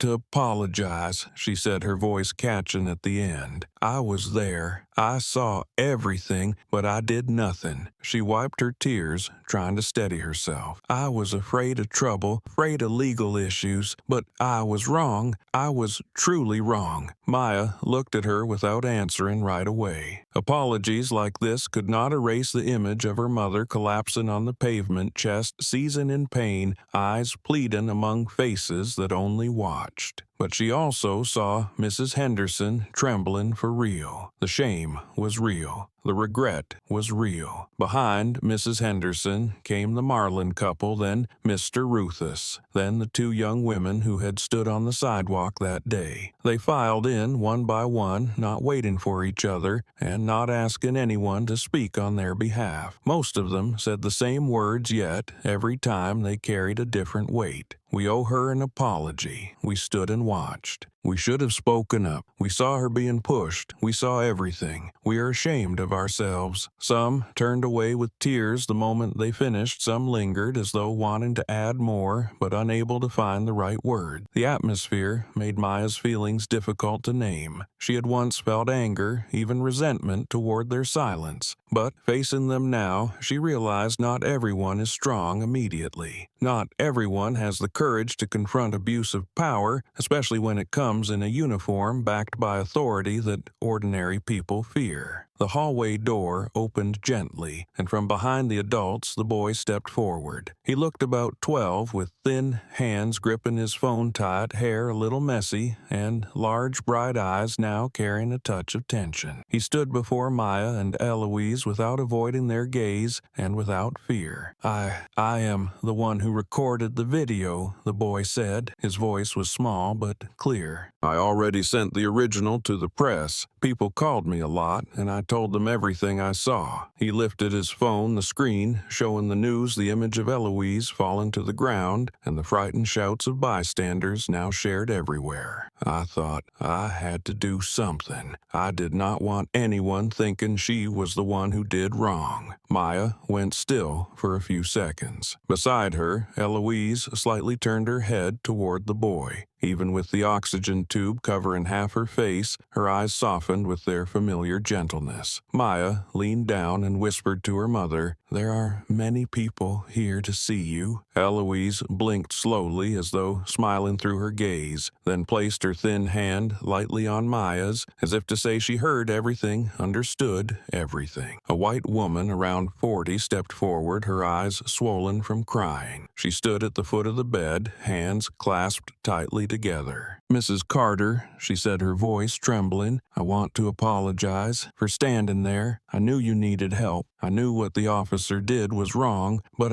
I was afraid to speak. Maybe I was cowardly, maybe I was scared, but I was wrong." She looked up at Maya, then at Eloise. "We owe her an apology for watching and doing nothing." The words dropped the room into a silence so deep that one could hear the monitor beep each steady beat. It was not the silence of suffocation, but the silence of something beginning to change, slow, remorseful, but genuine. Maya looked at each face without speaking, letting their apologies settle and open the way for something else. She knew these words could not erase what her mother had endured, nor undo that afternoon, but they carried meaning. The silence had broken. The people who watched that day had found their voices again, late, but still worth respecting. When Maya turned to her mother, she saw something that eased her heart. Eloise was smiling. A small smile, faint enough that one had to look closely to see it, but it was real. There was no resentment, no bitterness, no anger, only the quiet grace of someone who had chosen to forgive the very people who had been silent in her pain. Maya understood that smile.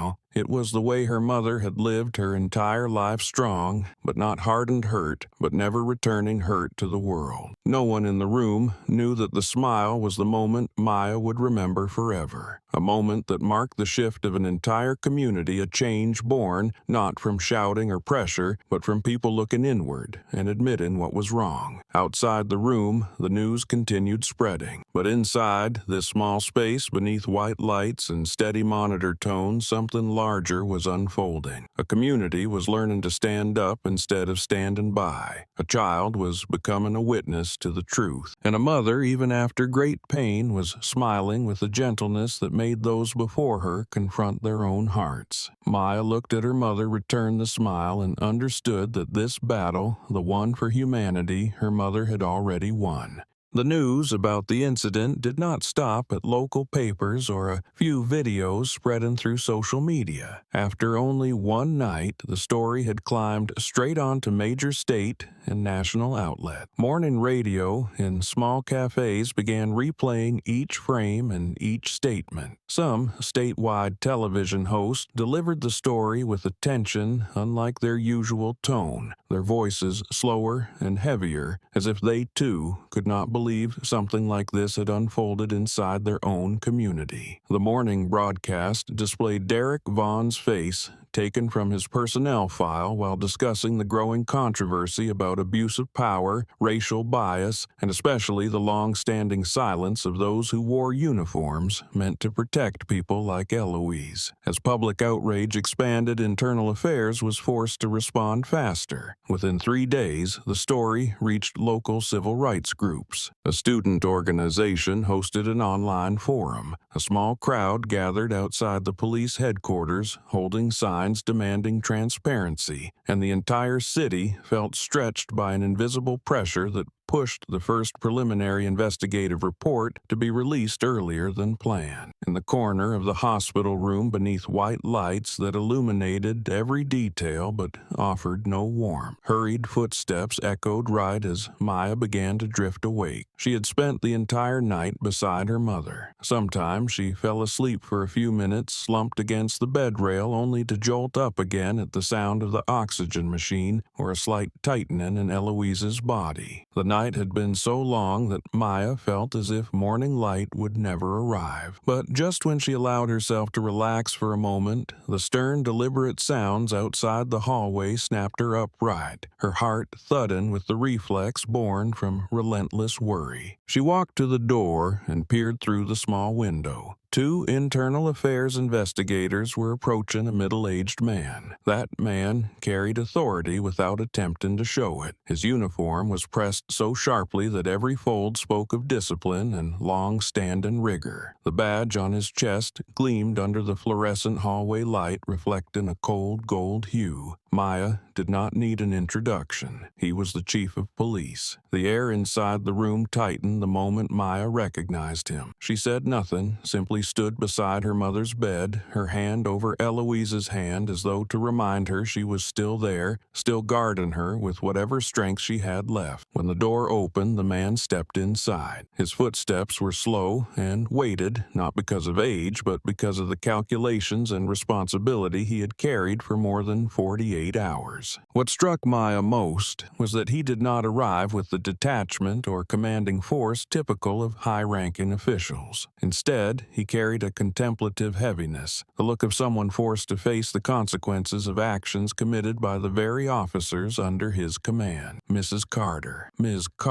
he began. His voice was low and carried a trace of sincerity enough that Maya glanced at him carefully to see whether he was performing, because she had met many people who apologized without any intention of repairing anything. She stood straight, fully aware that every word she spoke carried the weight of the pain her mother was still enduring here. Sorry for what Sir Maya asked, her gaze sharp as a blade. The chief did not avoid the question. He did not blame circumstances or defend the system. Officer Derek Vaughn has been suspended indefinitely pending criminal charges. Internal Affairs has completed its preliminary report. All evidence, witnesses, and video confirm he used unnecessary force and filed a false report. We will be forwarding the case to the county court. One of the two internal affairs investigators beside him nodded, adding in a voice both tired and firm, "Officer Roman Hale voluntarily came in last night. He detailed everything without hiding or minimizing. He stated he could not stand by and watch the truth be distorted." Maya did not turn toward the door as if looking for Hale, but the image of him standing in the crowd that night rose in her mind, his pale face, his trembling hands, and the way he still forced himself to speak up before his colleague in a furious crowd. She remembered clearly the tension in his voice. He was not here now, but his statement had the effect of the first stake driven into the ground, keeping the truth from being bent. The chief stepped closer until only a few handspans separated him from Eloise's bed. She was still weak, her eyes clouded by medication and exhaustion, but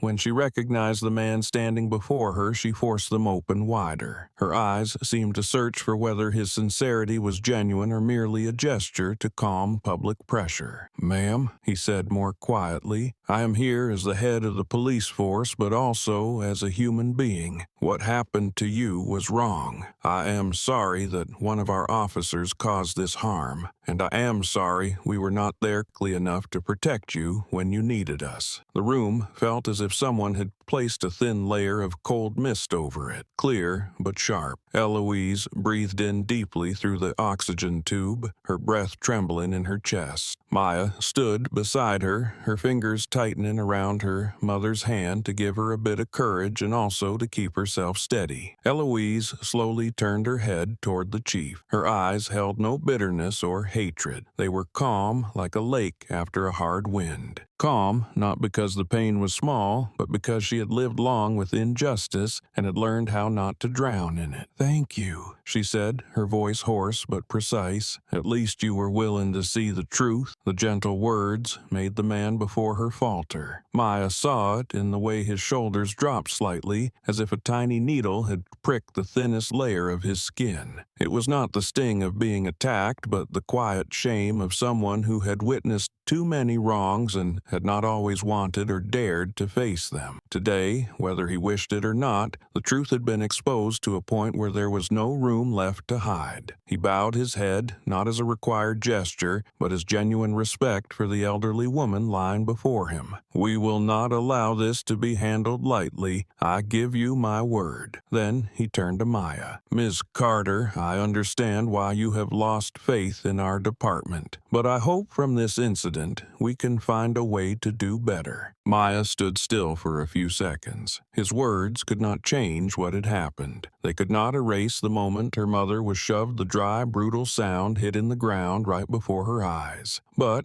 when she looked down at her mother, who held on to kindness even in pain, Maya understood something. Eloise's calm was not surrender. It was the persistence of someone who knew justice does not fall from the sky. It must be spoken, proven, and defended. Maya knew she had to keep that flame alive. Out in the hallway, footsteps and scattered conversations rose as a new shift began. Nurses exchanged charts, hospital beds rolled across the tiles, and monitors beeped to signal readings that needed checking. But cutting through those familiar hospital sounds was the news broadcast from a television in the staff room. The headlines were bold enough to make passing nurses glance up. "Police officer under criminal investigation for excessive force. High-level leadership intervenes. Community demands reform." The broadcast could not heal Eloise instantly, nor erase Maya's fear from the moment she watched her mother fall. But it proved something undeniable. This incident had moved far beyond her family. It had reached higher authorities, and there was no path back for anyone who tried to hide the truth. In the small room, the soft white light fell over Eloise's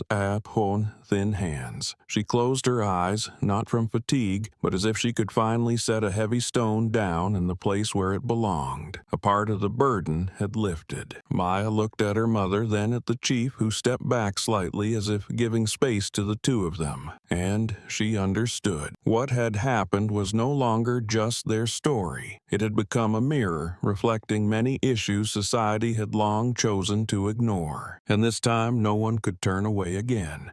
The afternoon in the hospital drifted by, and a pale golden light slipping through the thin curtain lay in a quiet stillness over Eloise's room after days of noise. Maya sat in the chair beside the bed, checking her mother's breathing, at times glancing down the hallway at others, where steady footsteps passed in a rhythm that carried a calm she had needed hours of tension to feel. Fatigue clung to her shoulders like a heavy coat, yet she kept her posture straight and her gaze alert because Eloise needed to feel her daughter standing firm beside her. No announcement came, no hurried knock. Only the shadow of a man paused at the doorway, hesitating as if questioning whether he had the right to enter. Maya turned her head by instinct, her gaze sharp the way training had conditioned her. When the door opened gently, she saw Officer Roman Hale. No badge on his chest, no forced stiffness of a man hiding behind a uniform, no frantic confusion from that afternoon. Only a man who looked as though he had not slept for several nights, his face drained by guilt and the weight of too many thoughts. Hale stood at the threshold, holding his cap with the badge removed, his fingers tightening around its brim. He stepped inside, each step slow, as if afraid that even one careless movement might disrespect the woman lying in the bed. Officer Hale Maya said, not cold, but offering no softness. He stopped. His eyes shifted to Eloise, and he bowed deeply, so deeply that Maya could see his shoulders tremble. When he lifted his head, his voice cracked at the end. "I am sorry."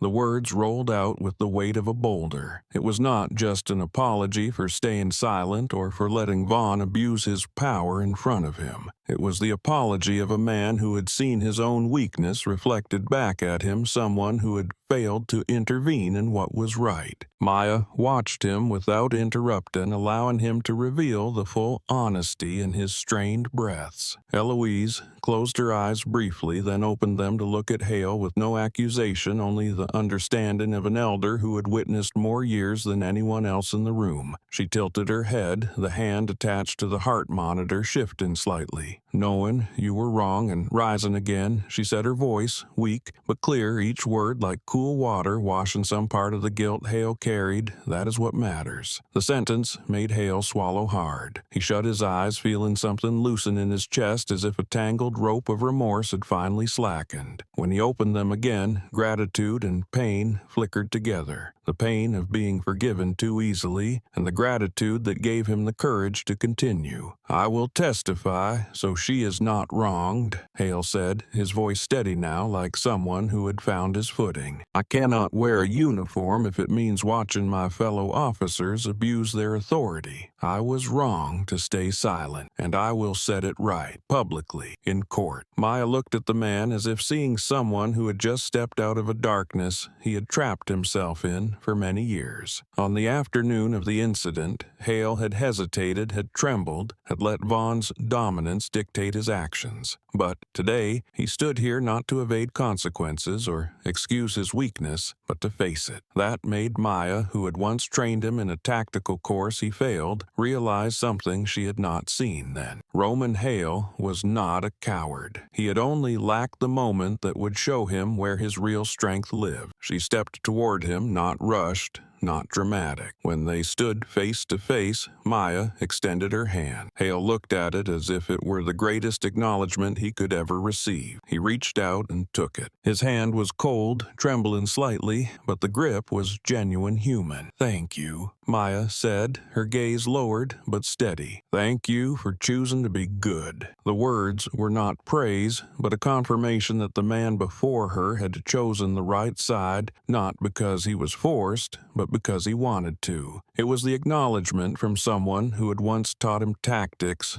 but who now witnessed him learn the greatest lesson of his life. The lesson that courage does not live in muscle, but in the choice to stand beside the truth even when it makes your hands shake. Hale released her hand, yet remained there quiet, as if hoping for more. Maya did not push him away. She only stepped aside so he could approach Eloise's bed. He leaned forward gently, as though afraid even his breath might disturb her. "Mrs. Carter," he said, his voice nearly breaking, "I will not let them hurt you again. I promise." Eloise looked at him with a kind, seasoned gaze, the gaze of someone who knew that life held not only the cruel, but also those who needed a chance to become better. She nodded softly, a gesture of acceptance. Hale stepped back, still gripping his cap, looking at Maya, as though wanting to thank her again, but unable to find words. The gratitude was plain on his face enough that Maya answered with a small nod. At that moment, the light in the hallway shifted as the sun dipped behind the building. A band of gold slipped through the doorway and fell across the wall beside Hale. He stood still for a few seconds as if that light were illuminating what he was trying to become. Then he turned and walked out, carrying himself like a man who finally knew what he had to do and why. When the door closed, Maya returned to her mother's bedside. Eloise was watching her with a soft, trusting gaze. Maya smiled, a thin but deep smile that warmed the room, because today was not only about Eloise recovering, not only about the truth being honored, but also about a man choosing the right side. And that is how a community and a person begins to change.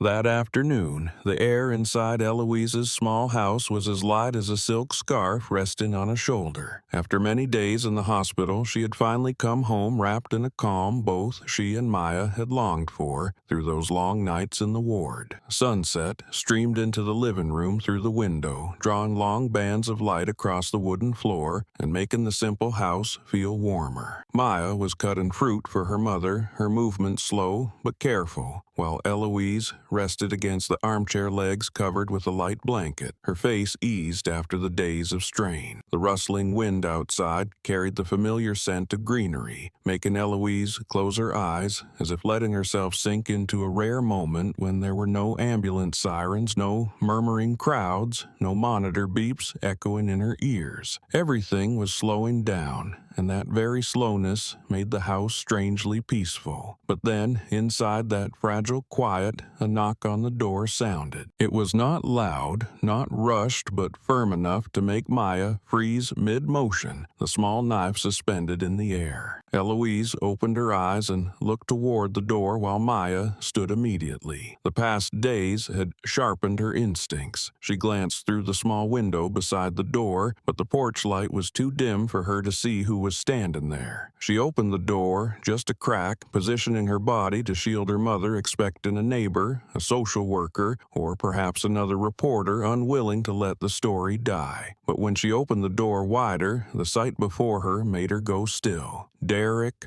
Vaughn. He wore no uniform, no badge, none of the arrogance that once put an entire street on edge. What stood there was only a man in a wrinkled shirt, hair, unkempt face, drawn as if he had lost several nights of sleep. His hand trembled so visibly that Maya caught each jitter. His eyes held no anger or challenge, only exhaustion and a quiet fear that smoldered like ash after a wildfire. Maya stood straight, her gaze sharp but not striking. "What are you doing here?" Derek swallowed hard, breath snagging in his throat before he bowed his head, a gesture Maya would never have believed possible from him. He tried, but his voice cracked. "Ms. Carter, I came to apologize." Maya said nothing. She shifted slightly and looked toward Eloise in the living room. Eloise had heard everything. She did not look surprised or frightened. She simply placed her hands on the armrest as if signaling that she wanted to hear whatever he had come to say. Maya stepped aside and opened the door wider so Derek could see inside. He stayed on the doorstep as though unable to cross that line, unable to step into the space of the woman he had shoved to the pavement, falsely accused and hurt so badly she needed emergency care. Eloise spoke first, her voice soft but steady, as if she had been prepared for this moment. "Mr. Vaughn," she said, gentle but clear. Derek nearly broke into tears. He placed a hand over his chest, bowing his head so far that his shoulders trembled. "Mrs. Carter, I was wrong. I did something unforgivable. I came to apologize to you, to apologize for everything, and I will take every punishment." Maya Maya watched every expression on his face. There was no sign of a man performing victimhood, no hint of defensiveness, only the collapse of someone who had finally seen the consequences of what he had done. Eloise exhaled softly, her eyes free of hatred. Maya knew her mother was not someone who forgave easily, but neither was she someone who kept a burden in her heart longer than needed. Her gentleness always made others look inward, and today was no different. She spoke slowly, each word clear, as soft as someone who knew much about wounds and healing. The most important thing is that you learn how to treat those weaker than you. Derek lifted his head, his eyes red. He opened his mouth as if to speak, then closed it again as though no words were strong enough. At last, he only nodded very slowly, very deeply. "Thank you," he said, his voice breaking. "Thank you for still speaking to me. I know I don't deserve it, but I will try to become a better man." Maya stood by the door, her hand on the wooden frame, watching every reaction her mother had. She could not easily forgive what he had done, but she saw one undeniable truth: he was genuinely remorseful. That trembling was not fear of punishment, but fear of facing the person he had harmed in a way he could never undo. Derek stepped back, bowing once more. "I won't bother you anymore. I just wanted to say I'm sorry, and that I accept whatever penalty the law decides." Then he turned away, his shoulders slightly hunched like a man carrying the full weight of the harm he had caused. Maya watched his silhouette sink down the steps and fade into the thinning sunset beyond the yard. He did not ask for forgiveness. He only asked to say the final words he owed them, and he carried with him a lesson he would never forget. When the door closed, Maya turned to her mother. Eloise was smiling faintly, a gentle smile filled with experience. Maya walked over, sat beside her, and took her hand with equal parts reverence and love. "You see, Maya," Eloise whispered, "some people change only when they face consequences, but some change because they finally see what is right." Maya rested her head on her mother's shoulder, her eyes drifting toward the window where the sunset settled evenly. She understood what Eloise meant, and she understood that even in a world full of injustice, there are still moments when people choose to return to the light, not because they are forced to, but because they find their own way toward it. That is how the story closes, not with revenge, not with bitterness, but with admission, with change, and with a lesson strong enough to reach even those who once stood silent. And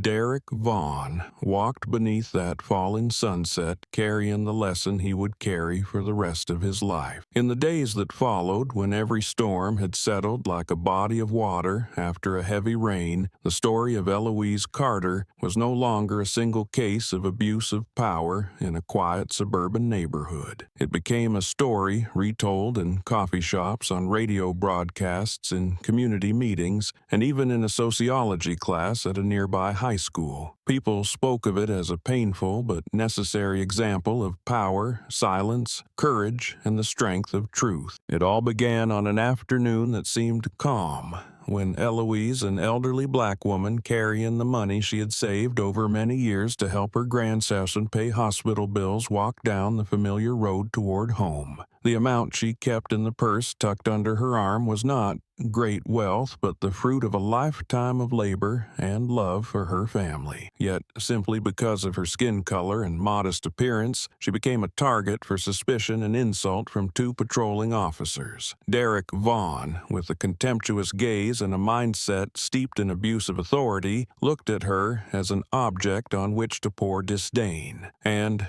Roman Hale, the partner standing beside him, allowed fear and the habit of obedience to keep him silent at the moment he most needed to speak. The stop quickly turned into a serious act of misconduct when Vaughn snatched Eloise's purse, accused her of laundering money, and shoved her to the ground in full view of her neighbors. But that cruelty did not rob her of her natural composure. That composure instead made the bystanders even more ashamed when they realized they had not stepped up. Some wanted to defend her, but fear of legal entanglement kept them frozen. And in that moment, Eloise endured a loneliness many older Black Americans have felt in their lives, being humiliated in the middle of a community where they had lived for many years, yet still treated as a stranger. When Maya, her daughter, arrived in uniform after a long assignment, the story shifted. A strong woman who had endured the hardships of military life and missions that most people could not imagine was forced to see her mother writhing on the ground because of a violent officer. Maya did not come to start violence but to protect. But only seconds after she intervened, Vaughn was ready to twist the truth and accuse her of assaulting an officer. And at that moment, a seasoned man like Marcus Maya's former colleague stepped forward, marking the beginning of change. Step by step, the truth surfaced. Hale's trembling when confronted with himself, the voices of neighbors who could no longer stay silent. The video was recorded by a brave boy gripping his shaken phone. The arrival of the Internal Affairs investigators carried the seriousness Vaughn never expected to face. And, one by one, every layer of fabrication was peeled away, revealing the truth of an officer who was arrogant, violent, greedy, and dismissive of those weaker than himself. In the hospital, Eloise felt no anger and no resentment. She only wanted Maya to avoid letting her heart turn into darkness. And it was her calm that helped everyone around her realize something important: evil can wound, but compassion can change an entire community. Neighbors came to apologize, bowing to the woman they once watched being insulted. The brave boy stood up with truth in his hands. And Hale, who once stayed silent, returned with a late but necessary courage, standing tall and promising to testify to protect her. The police chief acknowledged the failures of the system. Internal Affairs issued a suspension and filed charges against Vaughn. Public pressure forced the authorities to face the holes they had long ignored. And when Eloise recovered and returned home after many days, surrounded by machines and the smell of antiseptic, something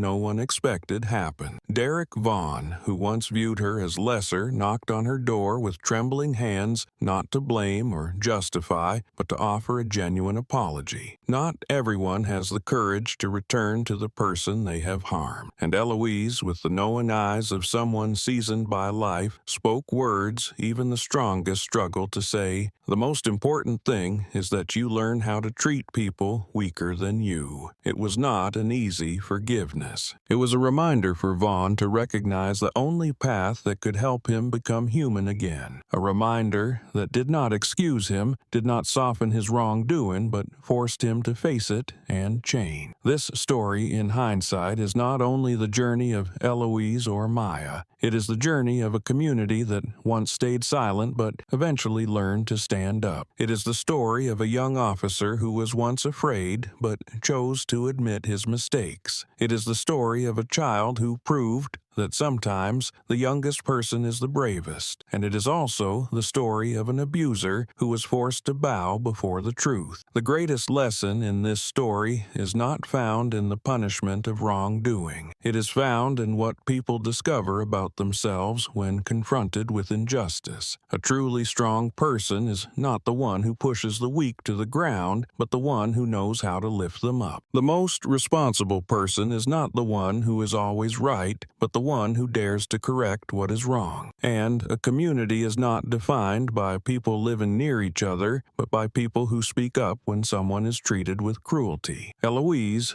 through her gentleness, showed the world that kindness is not weakness. Maya showed that real strength lies not in authority, but in justice. Hale showed that change is never too late. And Vaughn showed that even those who have gone too far, if willing to stop and face themselves, can begin again with truth. The story ends in the glow of afternoon light filtering through Eloise's window, but its lesson remains open for everyone. When you stand before abuse of power, choose the side of truth even if your voice trembles. When you witness injustice, Choose to act, even if it is only one small step. And when you face someone vulnerable, choose compassion, because it is the only thing that can change the world in a lasting way, just as Eloise did throughout this entire story.